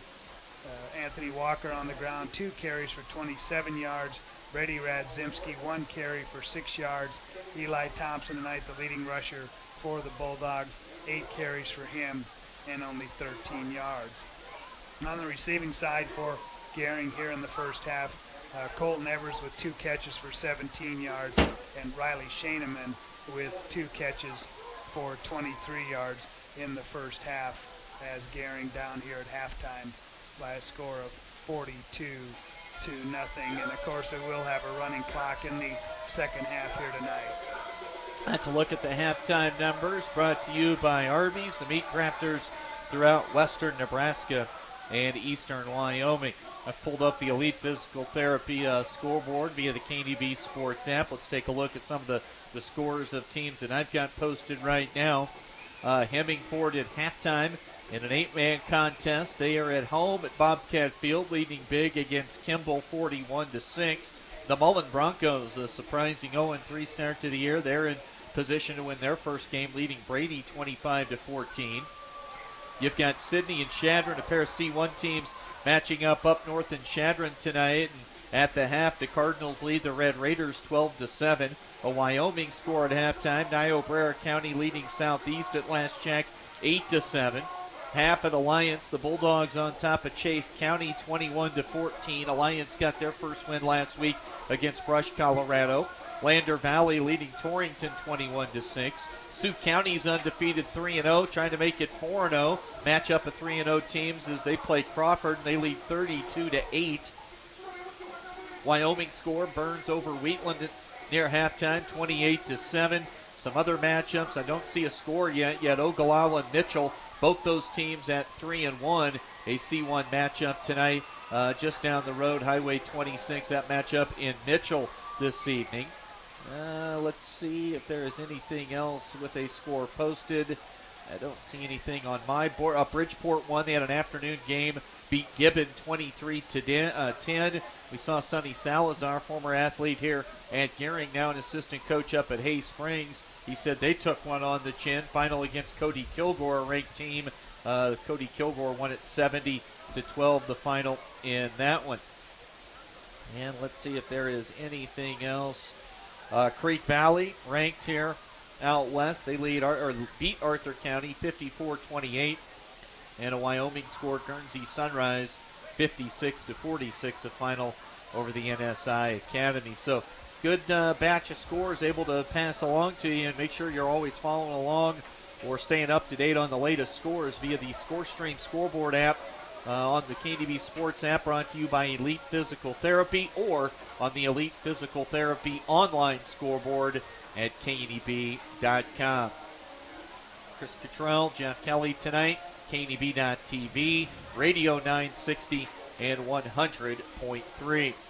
Got a quick moment here, tell you about Wells Fargo Advisors and our guy there, Ryan Windhorst. For more than 125 years, Wells Fargo Advisors has created wealth management and investment strategies aimed at achieving their clients' personal financial goals. Call Ryan Windhorst at 632-7561. Remember this, together you'll go far. We're at halftime, third quarter right around the bend here at Memorial Field in Gering.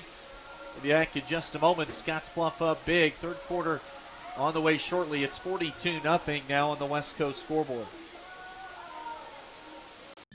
There's a place where folks still play with fire.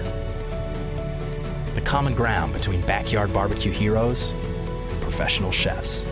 This is where friendships are forged, fire and flavor come together, and new techniques are perfected. Here in Big Green Egg Country, cooking is still treated as an art form.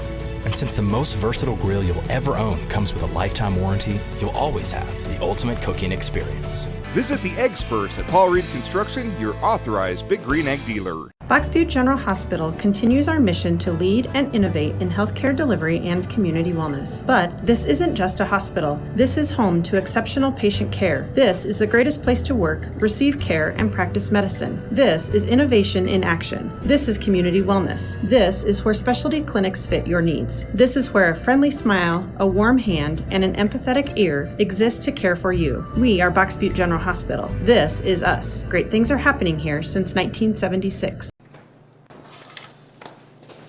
Bye, Mom. Have fun. Maybe next weekend. Don't put off till next weekend what you can enjoy doing today. With the affordable John Deere 3E Series, you can handle any job on your property and turn that chore list from to-do to done. Looks like we had nothing to worry about. Nothing runs like a Deere. Visit 21st Century Equipment in Alliance, Torrington, Scottsbluff, and Bridgeport, or visit 21stcenturyequipment.com. On April 15, 1924, West Nebraska Methodist Episcopal Hospital, the region's first modern hospital, opened in downtown Scottsbluff. The goal was to provide the care residents needed close to home, and it's never changed. For 95 years, we've continued to provide exceptional health care for generations of families throughout our region as a community hospital, a regional referral center, and a Level 2 trauma center. Thank you for trusting your health care to Regional West Medical Center. For a loved one.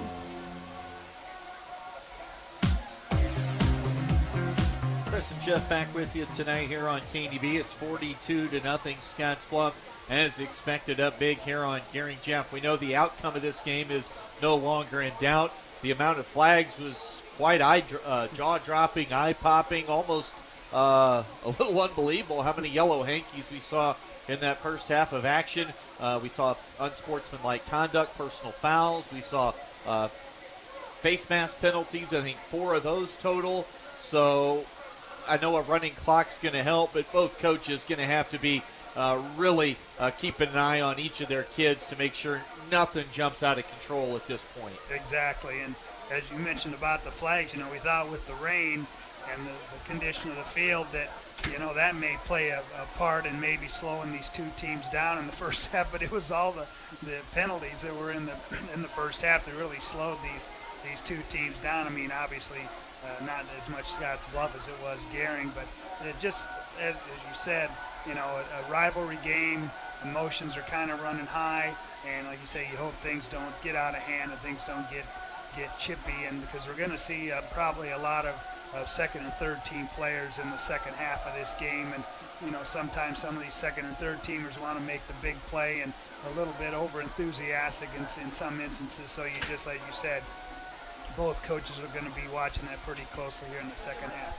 And another thing everybody wants to do the next 2 quarters with a running clock is get out of here tonight in relatively good shape on the health front. Yeah. Gering, as you said, they're going to have to go play at Lexington next week. Scottsbluff will travel to Sydney, and if you're Gering, you think there's probably a few winnable games left on the schedule, and what would be devastating is to lose a key player here in a game that's no longer in doubt. Prime example of that was last week in Hastings. It was later in the fourth quarter, running clock. Hastings was up 45-0.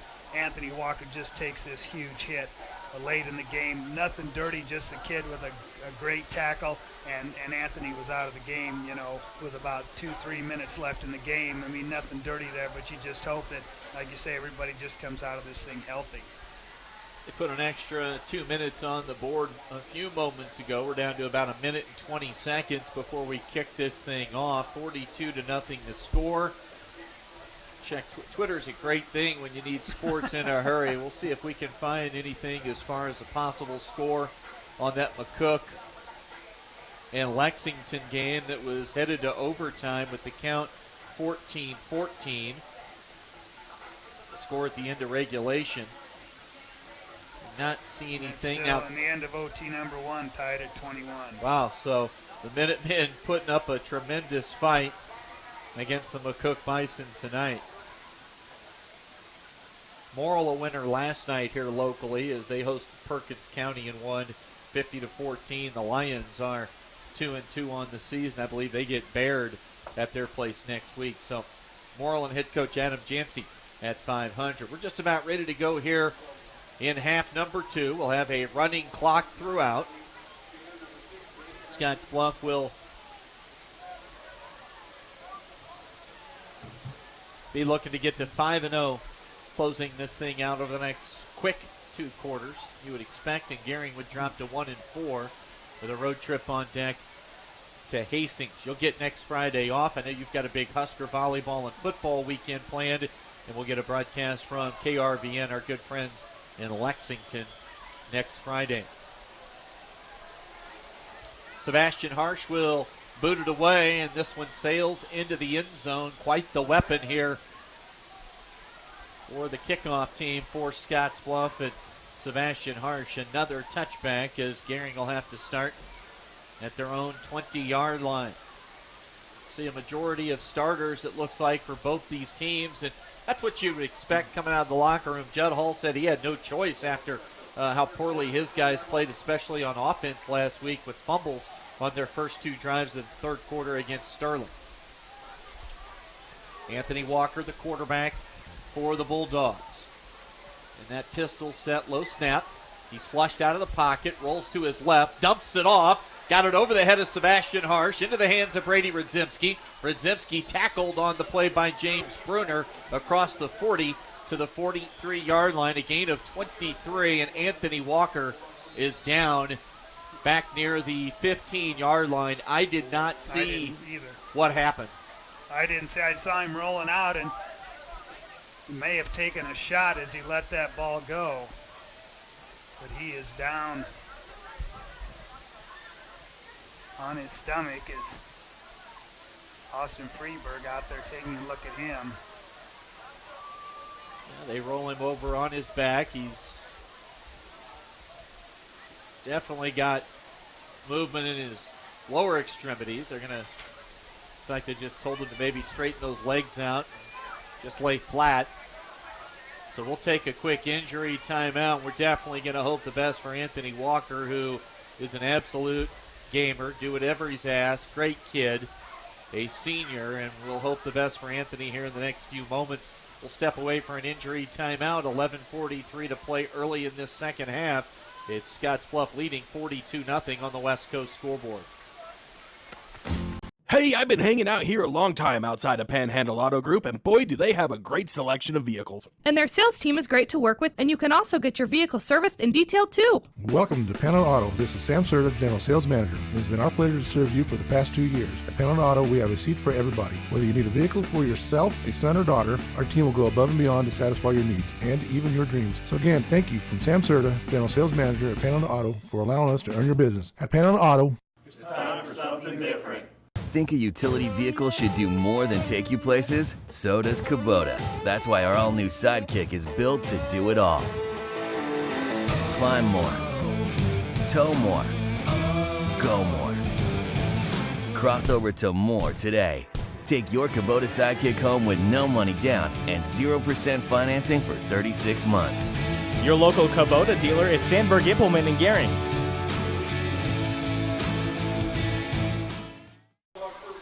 Got a play to catch up on. Anthony Walker got to his feet, was helped off the field immediately as we went to commercial break. So that's a great start for Anthony, feeling better.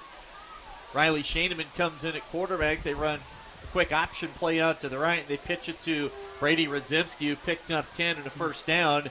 And Gering's got the football in Scottsbluff territory now at the Bearcats 46. Josiah Deolis comes off the edge. Ball is loose as Harsh hit the quarterback, Shaneman. Gering falls on it. I think Eli Thompson recovered that fumble in the Gering backfield. That'll be a loss of 3 and set up second down and 13. Most importantly right now, it was good to see Anthony Walker on his feet, got helped off the field, but looked to be walking in pretty good shape coming to the sideline. Yeah, like I said, he took that big hit late in the Hastings game. was able to walk off. They brought Riley in at that time, and Coach Hyatt telling me in the preseason camp, really these two they were neck and neck throughout the preseason, and really not a lot of difference between these two quarterbacks. I think Riley maybe does a little bit better job running the ball.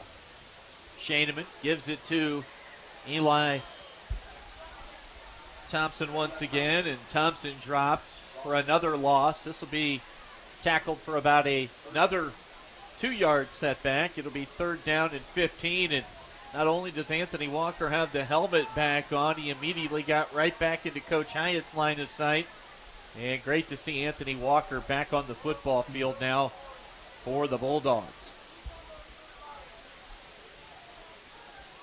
In a clear passing situation, 3rd down and 15. The clock now at 9:15 to go in the third. We do have the running clock. Walker on the rollout, and he is going to be tackled. A big stick there by Evan Hegem at midfield. A gain of 1 for Walker. And that sets up 4th down at about 14 with 8:55 to play. Running clock throughout here in this second half. And Walker will stay on with the punt unit. Gering still being shut out tonight by the Bearcats. We expect to see this Scottsbluff starting offensive unit at least for this next drive, their first of the third quarter. Low snap, and Walker got it away, and he got drilled by Mogg and Diolas, I think both. And we've got a flag down. We'll get a roughing the punter at some level. Personal foul, so Gering's going to keep the football. Once again, penalties start off this second half. We talked about all the penalties in the first half, and first one right there in the second half. Judd Hall is not going to be pleased. I don't care if it was 100-0 right now. He will not be pleased with the sloppiness of this football game that's taking place on their sideline with all the penalties tonight. 1st and 10 for Gering. They've got it at the Scottsbluff 35-yard line. 2 receivers each side. Snap to Walker. Little bubble screen out to the right. Short gain on the play as the pass went to Brady Radzimski. Walker to Radzimski for a gain of just 1 yard. Hey, that was Caden Shoemaker up from a safety spot helping out on the stop. Walker runs the offensive play call to the huddle. Gering has had some success this season with that little bubble screen game. He picked up a yard there, but they've picked up some pretty big chunk yards in previous games with that. Walker in that pistol set, 2 backs behind him. They will run option. They'll give it to Eli Thompson, and he absolutely lowers a boom on Brett Hill. Eli Thompson delivered a shot on the Scottsbluff safety. Hill caught one right under the face mask and got his bell rung, and Eli Thompson hobbles. He walks off the field under his own power, but he's limping with maybe a bit of a knee or ankle right now. Down on one knee. But that was a shot he delivered. Definitely lowered his head, and as you said, finished that run. 3rd down and 4. Gain of 5 on the play. Walker puts up a wobbling pass into the air, caught by Colton Ebers inside the 10. James Bruner on the coverage. Line of scrimmage was the 28. And now the football at the 8-yard line. A gain of 20 as Walker hits Colton Ebers. Anthony's completed his last 3 passes here to start this third quarter. Gering quickly to the line of scrimmage. 2 receivers to the left, the short side, ball left hash. Ebers with man coverage out to the right against a much smaller defensive back, Alex Galindo. High snap. They'll throw the fade ball, jump ball in the end zone, intercepted by Caden Shoemaker. Ebers bobbled, went off maybe his shoulder pads, popped up into the air, and Shoemaker, given help over the top as the safety, comes up with the INT, and that snuffs out a possible scoring drive for the Bulldogs, and Ebers is down in the end zone. Two defenders back there on Colton, and kind of a ball that was put up in the air, a jump ball, and as you said, it went off the first Scottsbluff defender and then off Colton, and then picked off by Scottsbluff. Second interception for Anthony Walker tonight. Galindo has one. Shoemaker now with the second pick.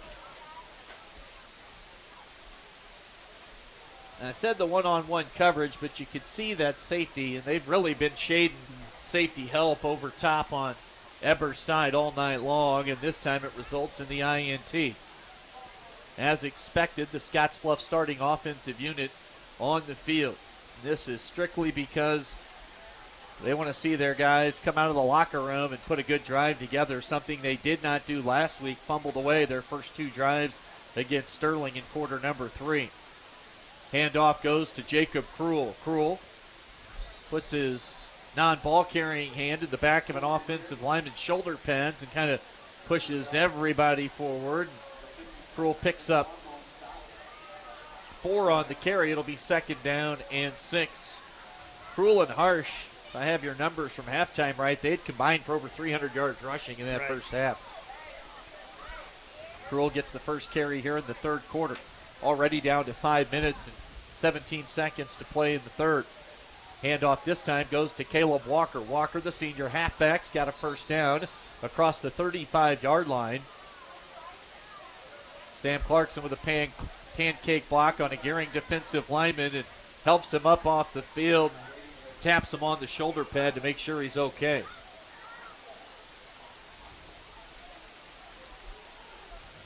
Out to the 35-yard line. Doubt we'll see Scottsbluff do much more than run here in this second half. 4:45 to play. Harsh at the controls. Barks out the signal. Direct snap goes to Diolis. And a good job by the Gering defensive front. They snuffed that out. In on the tackle, Zwickel. Shaneman up from the secondary spot. Playing defensive end on that side as well was Taylor Mick. 4:14 to play in the quarter. Scottsbluff has it. Second down and 8, a 2-yard gain for Diola. Snap to Harsh. Fakes the handoff. He lowers the shoulder pad level. But again, stopped for a short gain. Zwickel and Adric Kahn join in on the tackle as Harsh picks up 2. It'll be a third down and 6 for the Scottsbluff Bearcats. 42-0 lead for the Cats here at Gering tonight.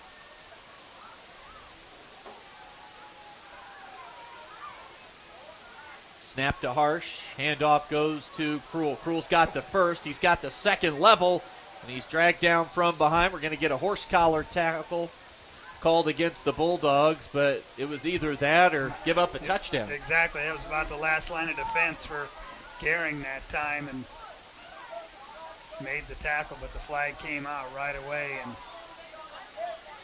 big run by Jacob Krull here in this third quarter. 19-yard carry. I think that might have been De Los Santos. Now they're going to wave the flag off. So they'll pick the flag up, signal first down. Scottsbluff with it in Gering territory now at the 42-yard line. After the 19-yard rush by Jacob Krull.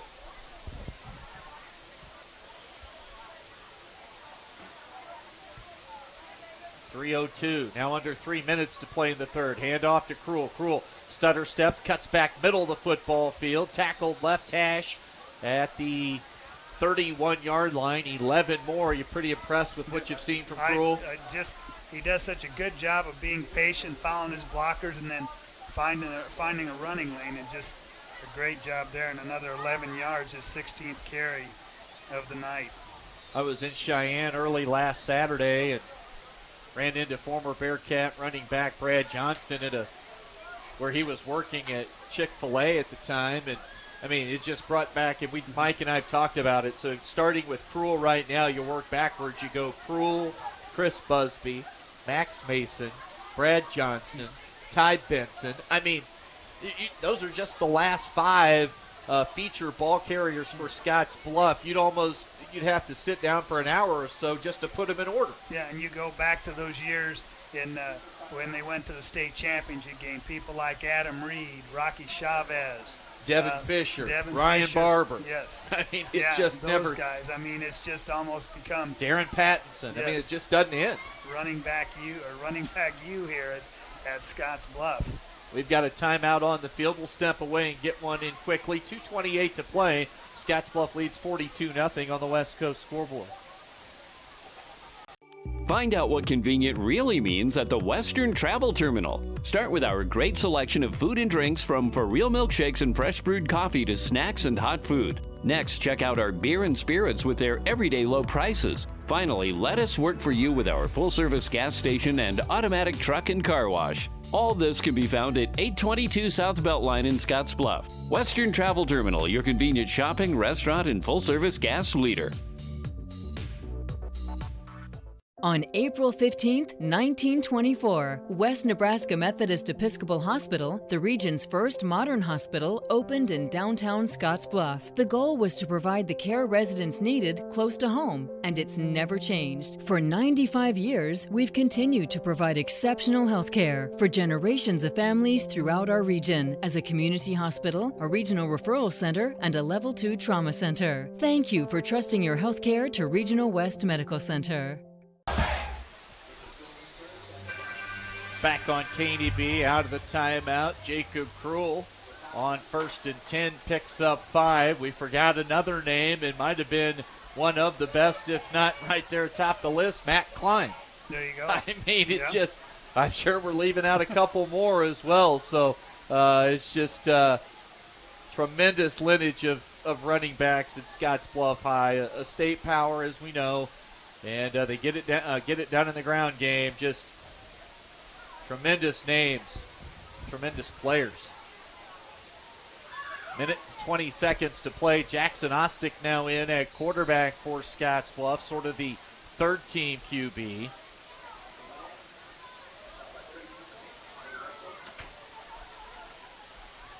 Yeah, that was Caleb Walker on the carry. As they have it now at the 19, 1st and 10 with under a minute to play in the third quarter. Running clock. Ostick hands it off. Running left is Ranson Wilkins, a 140-pound sophomore, and Wilkins tackled for about a 1-yard loss. Good to see some of these second and third teamers into this game as we have a running clock here, and that could be the last play of the third quarter. The clock continues to run at 24 seconds now. 20 seconds. Clock continues to tick down.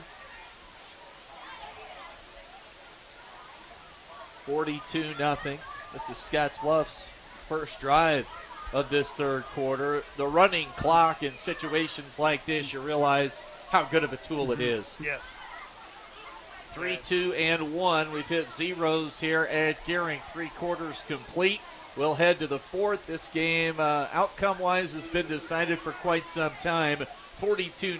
Bearcats up big on the Bulldogs on the West Coast scoreboard. Okay, nobody panic! Save the sandwiches! Wait for this! These aren't your average squirt some sauce on them and call them barbecue sandwiches. The bacon is hand sprinkled with brown sugar, and the sauce is made with Kentucky bourbon aged in charred oak barrels, and the meats are perfectly smoked. Oh no! Arby's, we have the meats. Known previously as Angela's Bridal and Boutique in downtown Scottsbluff, now tuxedos and men's formal wear by Angela's. Brought to you by Weborg 21 Center. We are excited to offer you more one-on-one customer service. Whether you need a tux for the wedding, a suit for the office, or you're just ready to step up your everyday fashion. And don't forget our second location. Angela's Boutique is now located at Bianco & Company in downtown Scottsbluff, still empowering women to look and feel their most confident. The same great boutique, now just down the street. Clearing Services, LLC, member SIPC.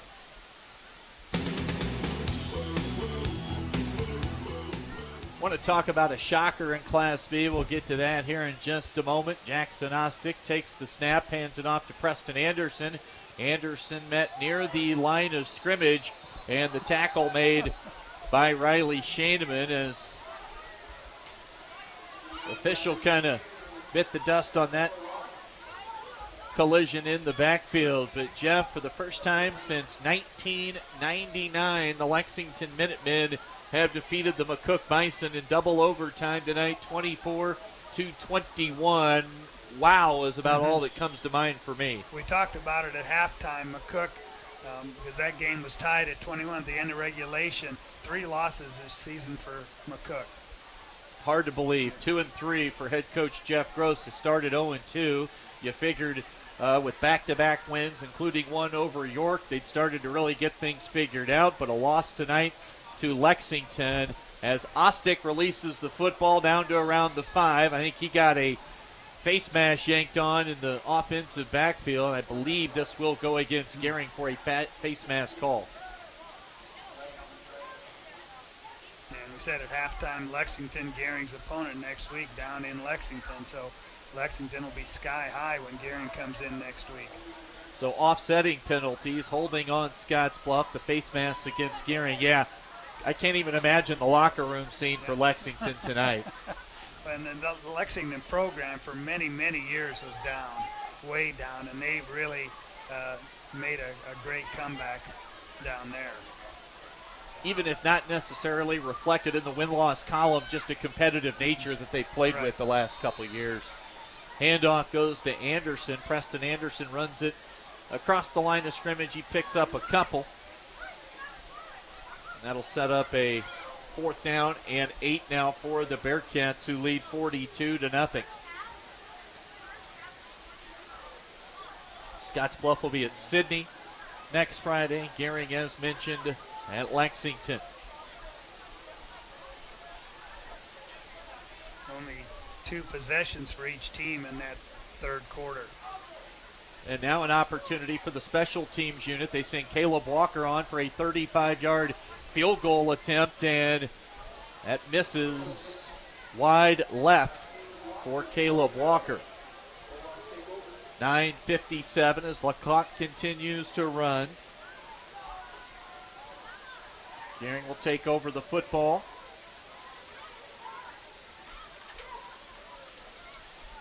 For the second time here in the second half. Scottsbluff scored 4 touchdowns in the first quarter.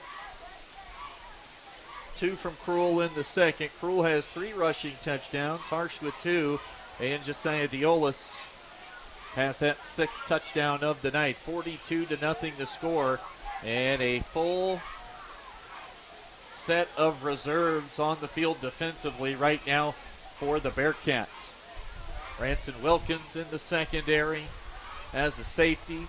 Out here at a corner spot, you've got Isaiah Carney, who's a sophomore. We'll mention some of the others and their number flashes here on some of these plays. Anthony Walker releases a pass down the near sideline. Colton Ebers, the intended receiver, and it looks like Carney will be called for a pass interference penalty. Young kids getting a chance in that secondary for Scottsbluff, just trying to make a play, but the penalties continue to mount on both sides. We do have the running clock to save some of this, but the deeper you get into the benches for both these teams, you would expect more penalties tonight. Yeah. Antsy along the line either side, offsides penalties, jumping on first signal.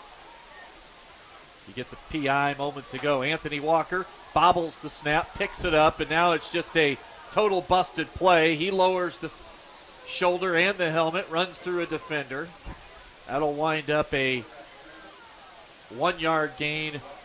Call it 2 on the play for Anthony Walker, and that'll make it 2nd down and 8. We're already down to 8 minutes and 25 seconds to go here in the ball game. Gering trying to keep their starters on the field here as they just try and continue to build a little bit of momentum for future weeks. Just work on yourself, as Coach Hyatt says. Worry about yourself. Snap to Walker. Hand off to Rudzimski. Spins away from a tackle. He's loose at midfield into Scottsbluff territory, and a nice run right there from Brady Rudzimski. We have not seen a ton of Rudzimski tonight. He hobbled off the field on maybe the first snap of the ball game, and I wonder if that's limited his usage so far this evening, but a nice run as he picks up about 21 yards. 21 yards on the carry. I was just going to make mention that we haven't seen a lot of Brady tonight, but a good run there. And I think what this Gering team's looking to do right here is avoid the shutout, not get shut out for the second week in a row. 7:23 to play. High snap. Walker is tackled and sacked back around midfield. I believe that was going to be a running play, but the snap turned it into Walker just trying to stay on his feet, and that'll be a loss of 7. Sets up second down and 17. And Anthony took the hit and got up a little bit slow, but able to get over to the sideline to get the play, and he'll stay in the game. 6 minutes and 50 seconds as the clock continues to run down on this homecoming game for the Gering Bulldogs and the visitors from crosstown at Scottsbluff High. Walker, they run that outside veer, the handoff to Eli Thompson. Thompson to the second level. He'll be shy of the mark needed to move the chains. It'll set up a third down. It was second and he called it 16, a gain of 12 for Eli Thompson. Thompson, the leading ball carrier tonight on the Gering side. 10th carry of the night for Eli. 42-0 Scottsbluff as Gering tries to march down the field and find pay dirt here late in the ball game. Snap to Walker, hand off to Rudzimski, finds some running room. Brady slips one tackle, holding on, and nice stop right there at the second level by Jackson Ostick, 5'11", 150, a sophomore. As the carry from Rudzimski moves the chains, it'll set up 1st and 10 now at the 26-yard line for the Gering Bulldogs. 5.5 to play in the game. Walker, hand off Thompson, runs near side. Thompson to the 20. Boy, he was about to, I almost think he slipped a little bit, and then he took a shot from Ranson Wilkins. Yeah, he was trying to stop the cut at about the 15. His feet just went out from under him, and about that time is when Wilkins came up. Gain of 10 for Eli Thompson, and Gering has it 1st and 10 at the Scottsbluff 15-yard line. Anthony Walker, quick pitch to Rudzimski. Rudzimski stutter steps, patient run, and tackled by Hazel Mendoza. First to arrive defensively for the Bearcats. Stays in bounds, far side. A gain of 6 for Brady Rudzimski. Nice pancake block that time. Garrett Kahn putting his man on the ground to allow Rudzimski to get around that left corner. And Josh Hyatt will not hesitate. Garrett Kahn, really kind of the leader of this team, assumed that role over the summertime, throughout summer weight training and things of that nature. Hand off to Rudzimski. Rudzimski's going to find pay dirt. Gering is on the board with their first score of the night. Brady Rudzimski with a 9-yard touchdown run with 4:05 to play in the fourth quarter. Something to cheer about for the home folks tonight. And I think that's really what Gering was trying to do, was avoid the shutout, and they were able to do that. Caleb Gonzalez on to kick the PAT, and that is up and good. 42-7. Rudzimski with the TD run. Gonzalez with the PAT. 4:05 to play in the game. Scottsbluff's lead now 42-7 on the West Coast scoreboard.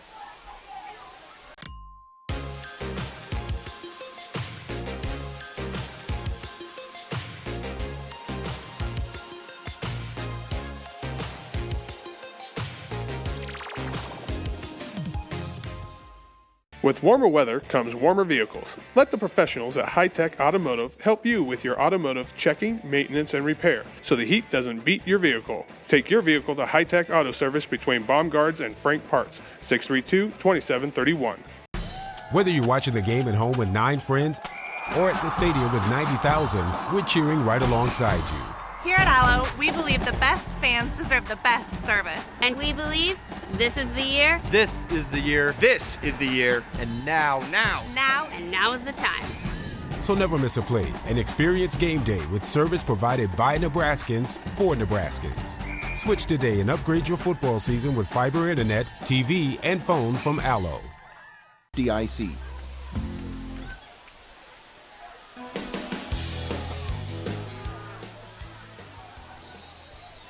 Gonzalez kicks off, and Jacob Krull on the return for Scottsbluff takes it out to the, looks like they'll mark him shy of the 30. Krull marked at the 29-yard line. This would appear to be probably the final drive of the night for either team. Scottsbluff will start 1st and 10 with the running clock at their own 29. Seeing a few second-teamers in there for Gering. Malachi Jensen in there. And coming on late is Carmelo Timblin.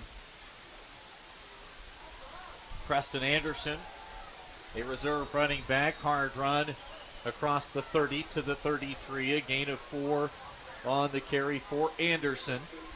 We'll get to the runs of post-game show following the end of our ball game tonight. Hope to be able to catch up with both head coaches this evening, get a couple of comments from both sidelines tonight. Ostick, they'll call Ostick's number, the quarterback keeper. Needed 6 to move the chains and got 7 out to the 40-yard line. Dominic Snover, 79 for Gering. Tucker Hickson now onto the field along the defensive line. Also checking in.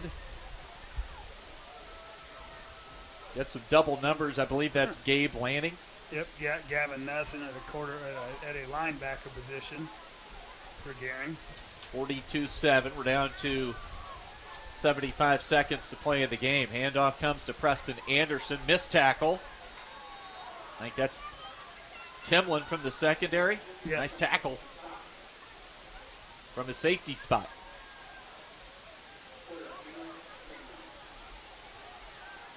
Coming into the game now for Scottsbluff. Along the offensive line, Kellen Hayes, a sophomore at 250 pounds. Line up at left tackle. Ostick, the quarterback. And actually, they're now on to their 4th quarterback of the night,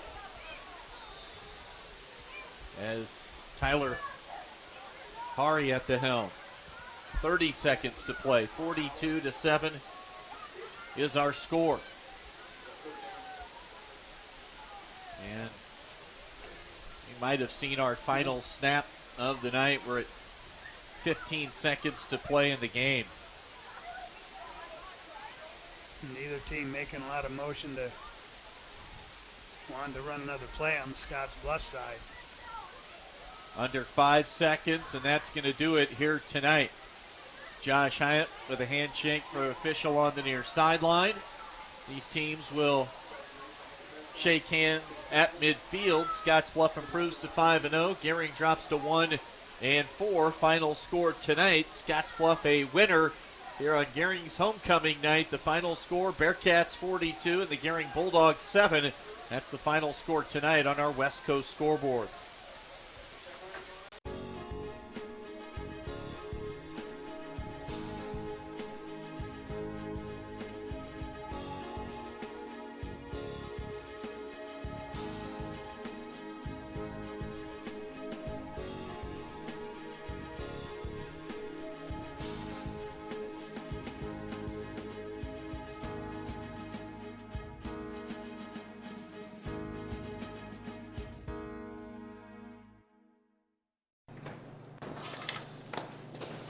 Bye, Mom. Have fun. Maybe next weekend.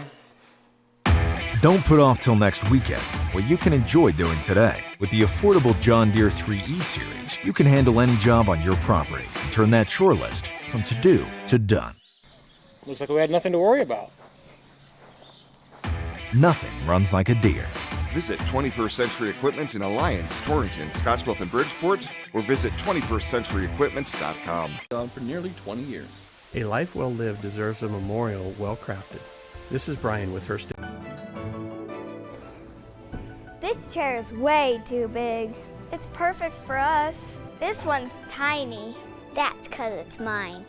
Hey, this chair is just right. This bed is way too hard. It's perfect for me. This bed is way too soft. Just what I needed. This bed is just right. So come on over to Leaf Heads.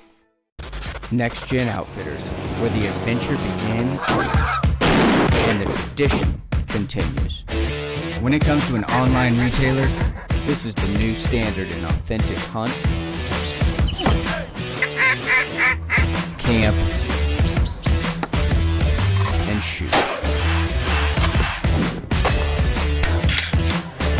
Born from over a century of outdoor experience, your online retailer, Next Gen Outfitters.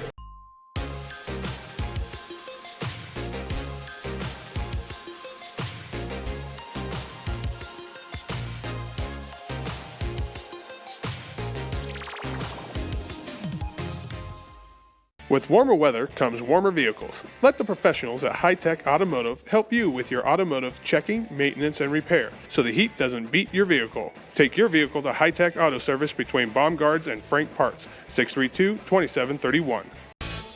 Are you ready to join the celebration? Then what are you waiting for? Switch to the Arrow today and find out exactly why we're better. More towers than the competition. Convenient stores in your neighborhood. Friendly, helpful customer service, and top phones at excellent values, such as the iPhone XR for free. That's right, get a free iPhone XR when you purchase any other iPhone of equal or greater value. Viera Wireless, your better choice for wireless service. Of Walker with PATs after both of those scores, 28-0 Scottsbluff at the end of the first quarter. First points of the second quarter came with 6:02 to play in the half. Jacob Krull, a 5-yard run. 3 minutes to play in the half. Jacob Krull, a 10-yard touchdown run. Walker with PATs after both, and the final was the score at halftime, 42-0. No points in the third quarter, and the only points of the second half scored by Gering late with 4:09 to play, as Brady Rodzimski got free for a 9-yard touchdown run after a nice little drive for the Bulldogs, as they're able to avoid the shutout, and they win it tonight.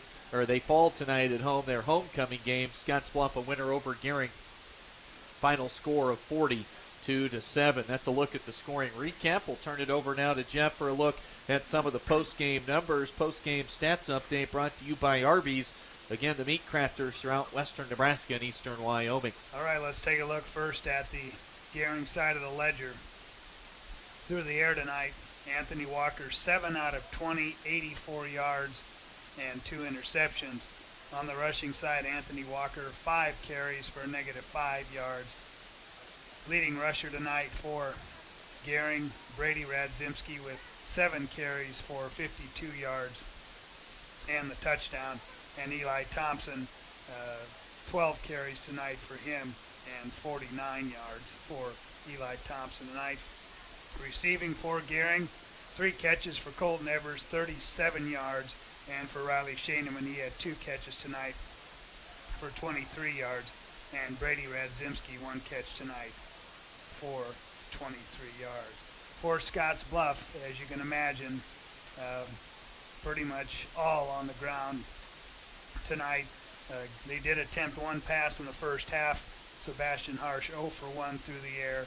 Nobody with any receiving stats here at the end of the game. All on the rushing side.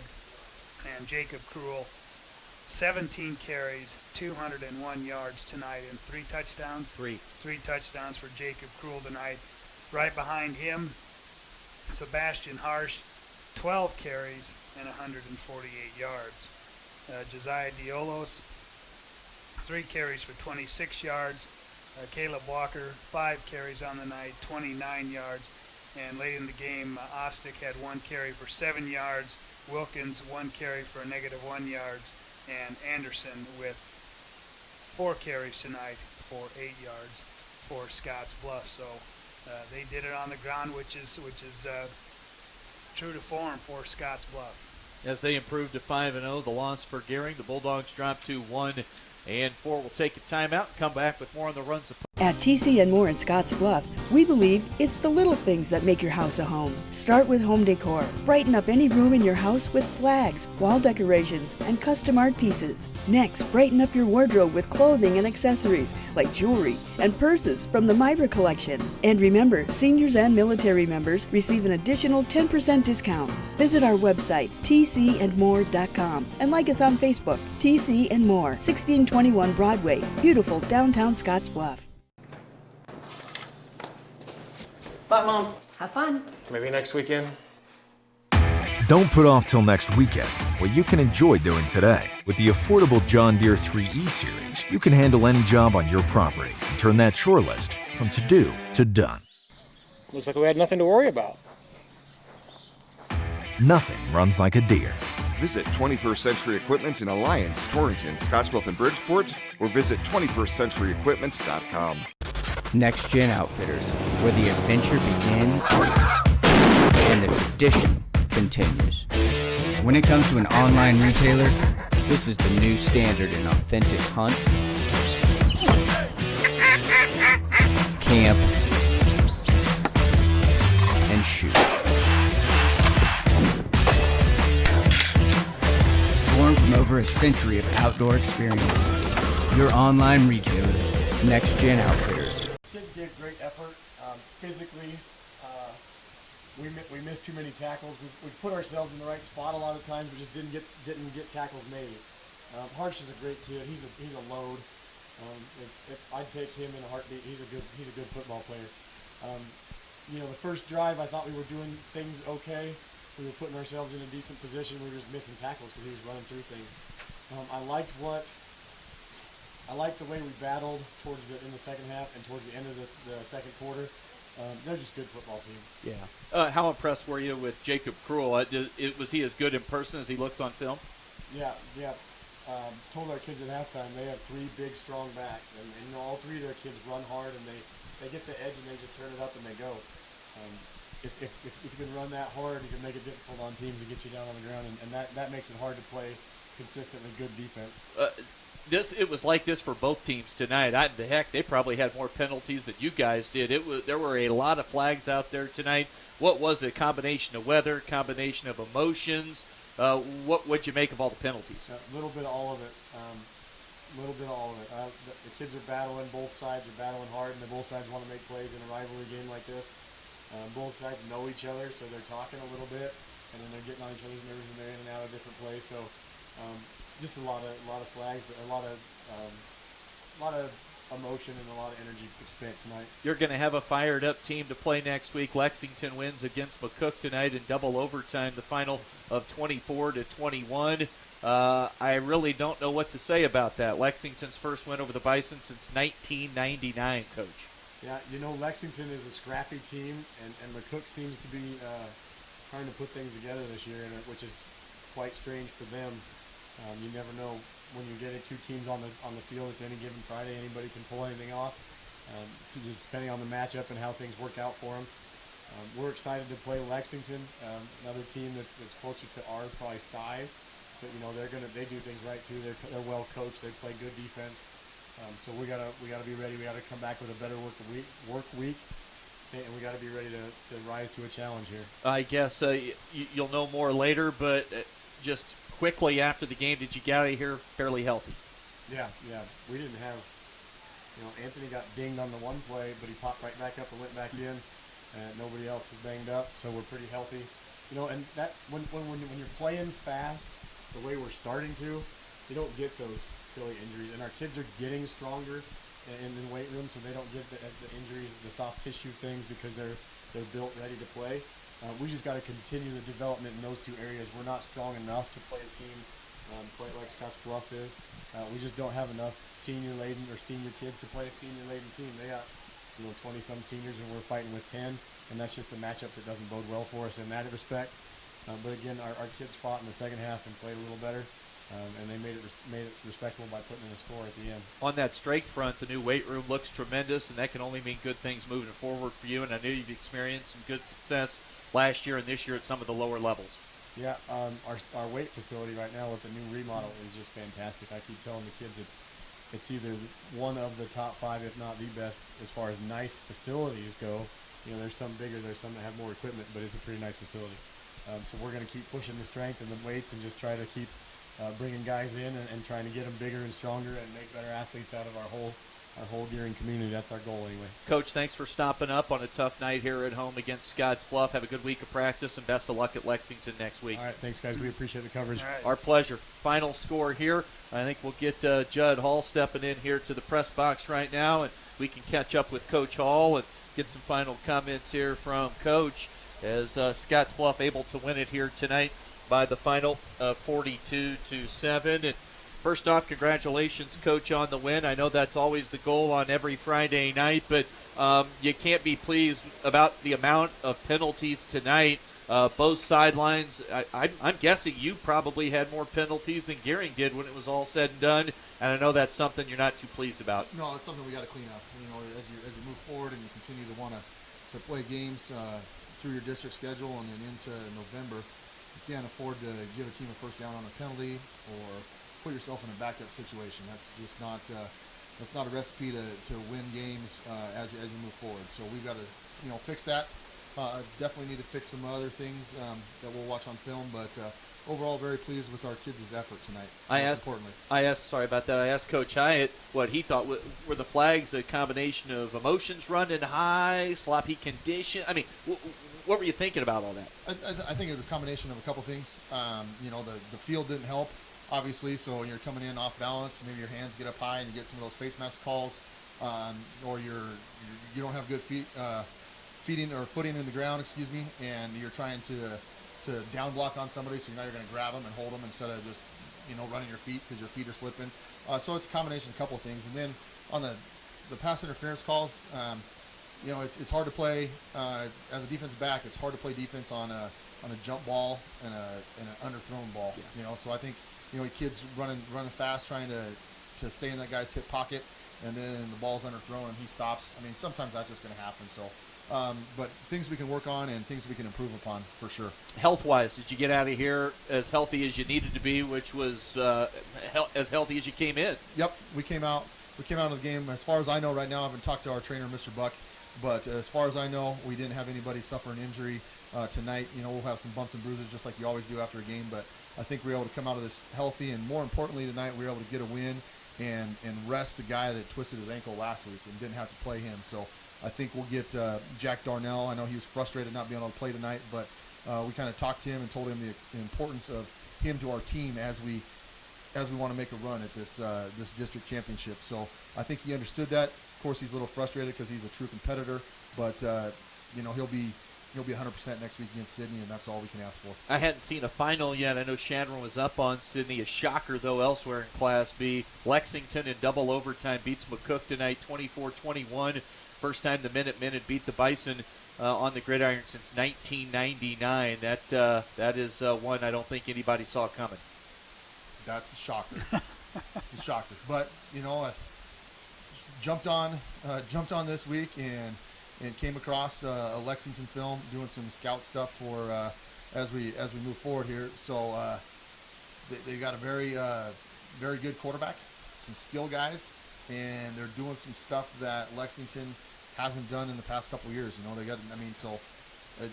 Moving forward, we can't look past Sydney, but on the That's wild, isn't it? Yeah, that is wild. Get Lexington at home, thankfully we don't have to make that road trip. 24-9 Shandron a winner. What can you tell us about this Sydney team from what you know right now? They're doing stuff that's not traditional Sydney in the last couple of years. They're another team that's going right now 3 and 4 wide at times, doing some stuff with a good quarterback. So it's definitely something we're going to prepare for, which is which is just like every week. We'll go in and prepare for whatever the team's going to give us, and hopefully move forward from there. Jeff, your first opportunity to see Scottsbluff this year. Any thoughts for Coach? I just was impressed with the running game. What was the deal with the pass?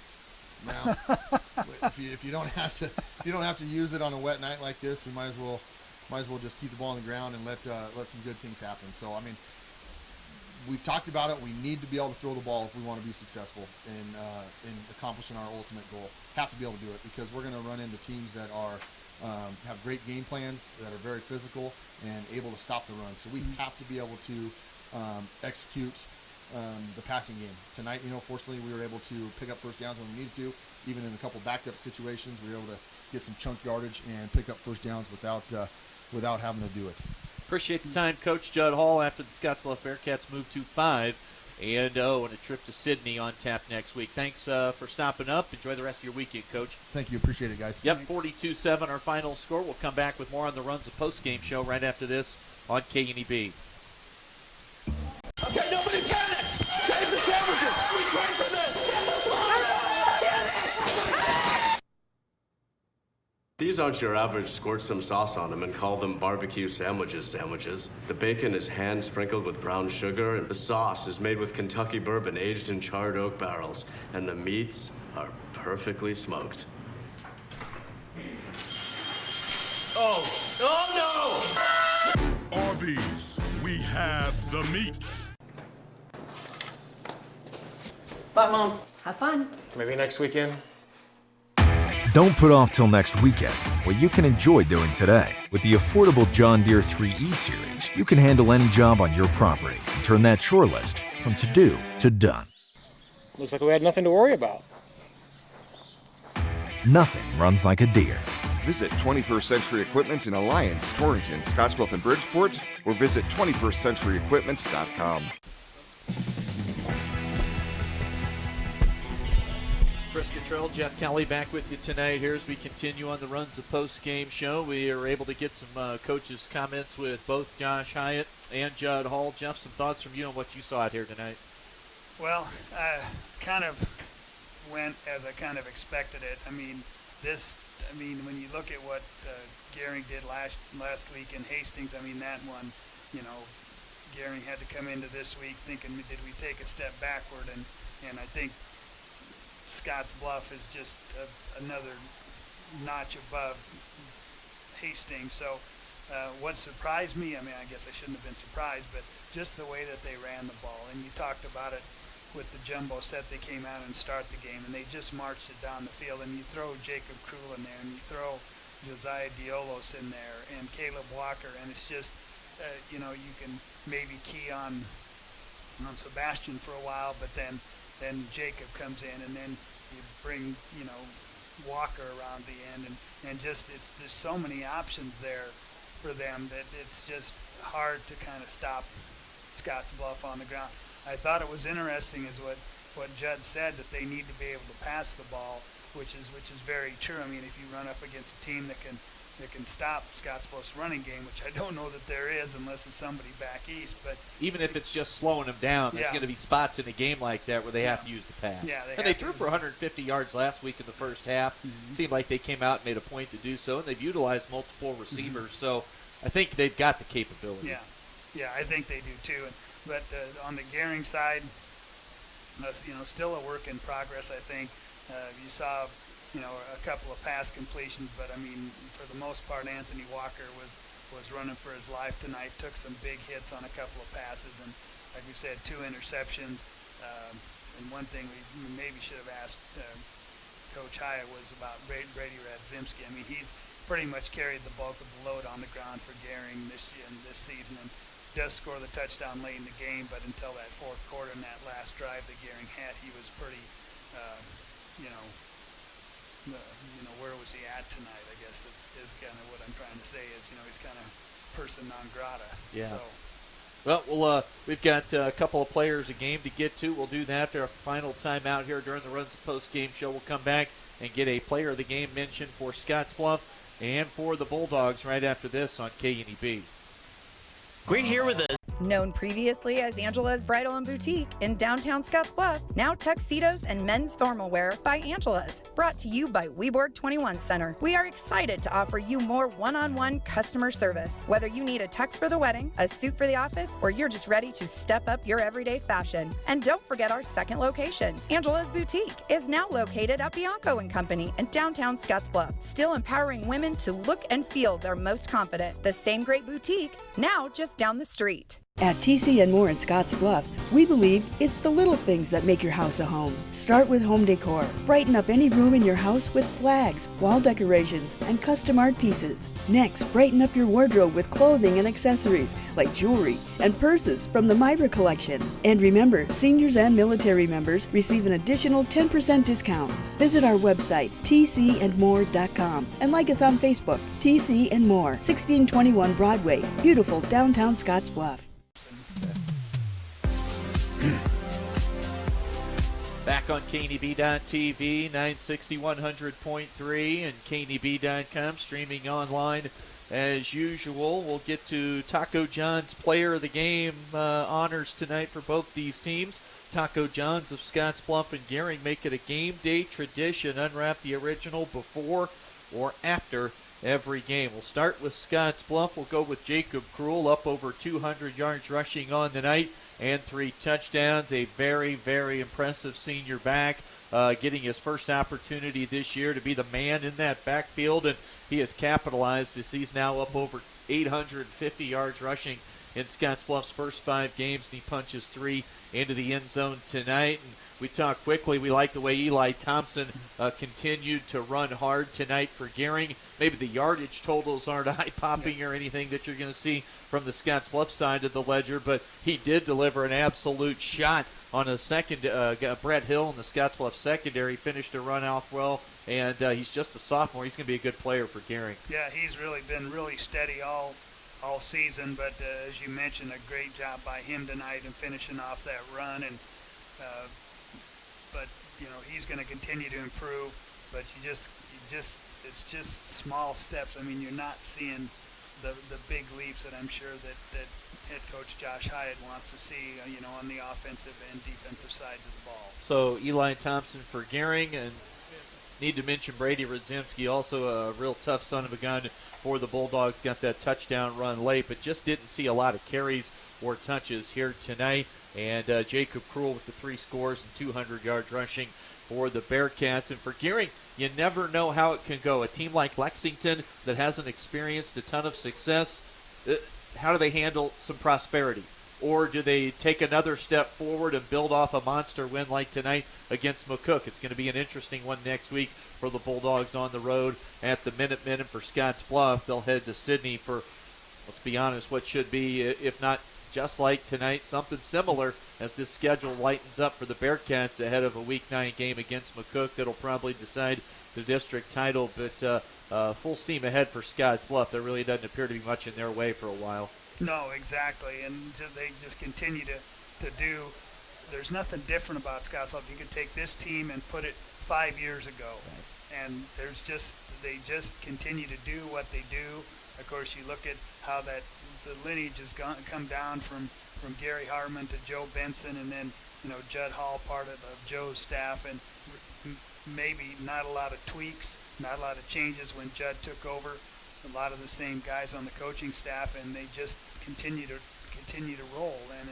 And I was very impressed with what I saw tonight, and you could very well see them once again at Memorial Stadium in November. Yeah, I think it's a real possibility once again. Final score tonight, 42-7. We'll get to Husker pregame tomorrow afternoon, 12:30 here, 960 100.3. 5 hours to get you ready for kickoff against Ohio State on 94.1 The Brand. We'll pick up the Husker Sports Network at 4:45. Jeff, you get next Friday off. We'll take a broadcast from our folks there at KRVN in Lexington. You have a safe trip to Lincoln. You've got a weekend double header on tap as far as volleyball and football is concerned. And Mike and I will trek to Sydney for a Friday night get-together for the Bearcats and the Red Raiders. Big thanks to TJ Jonas, Onathan, and Zach tonight, our KNEB.TV camera crew.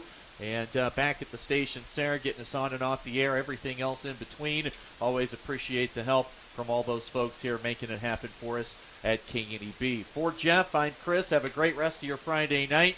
Go Big Red tomorrow as far as Nebraska and Ohio State's concerned. So long tonight, 42-7 Scottsbluff, a winner over Gering. That'll do it from Gering tonight. Enjoy the rest of your weekend, everybody. So long and good night.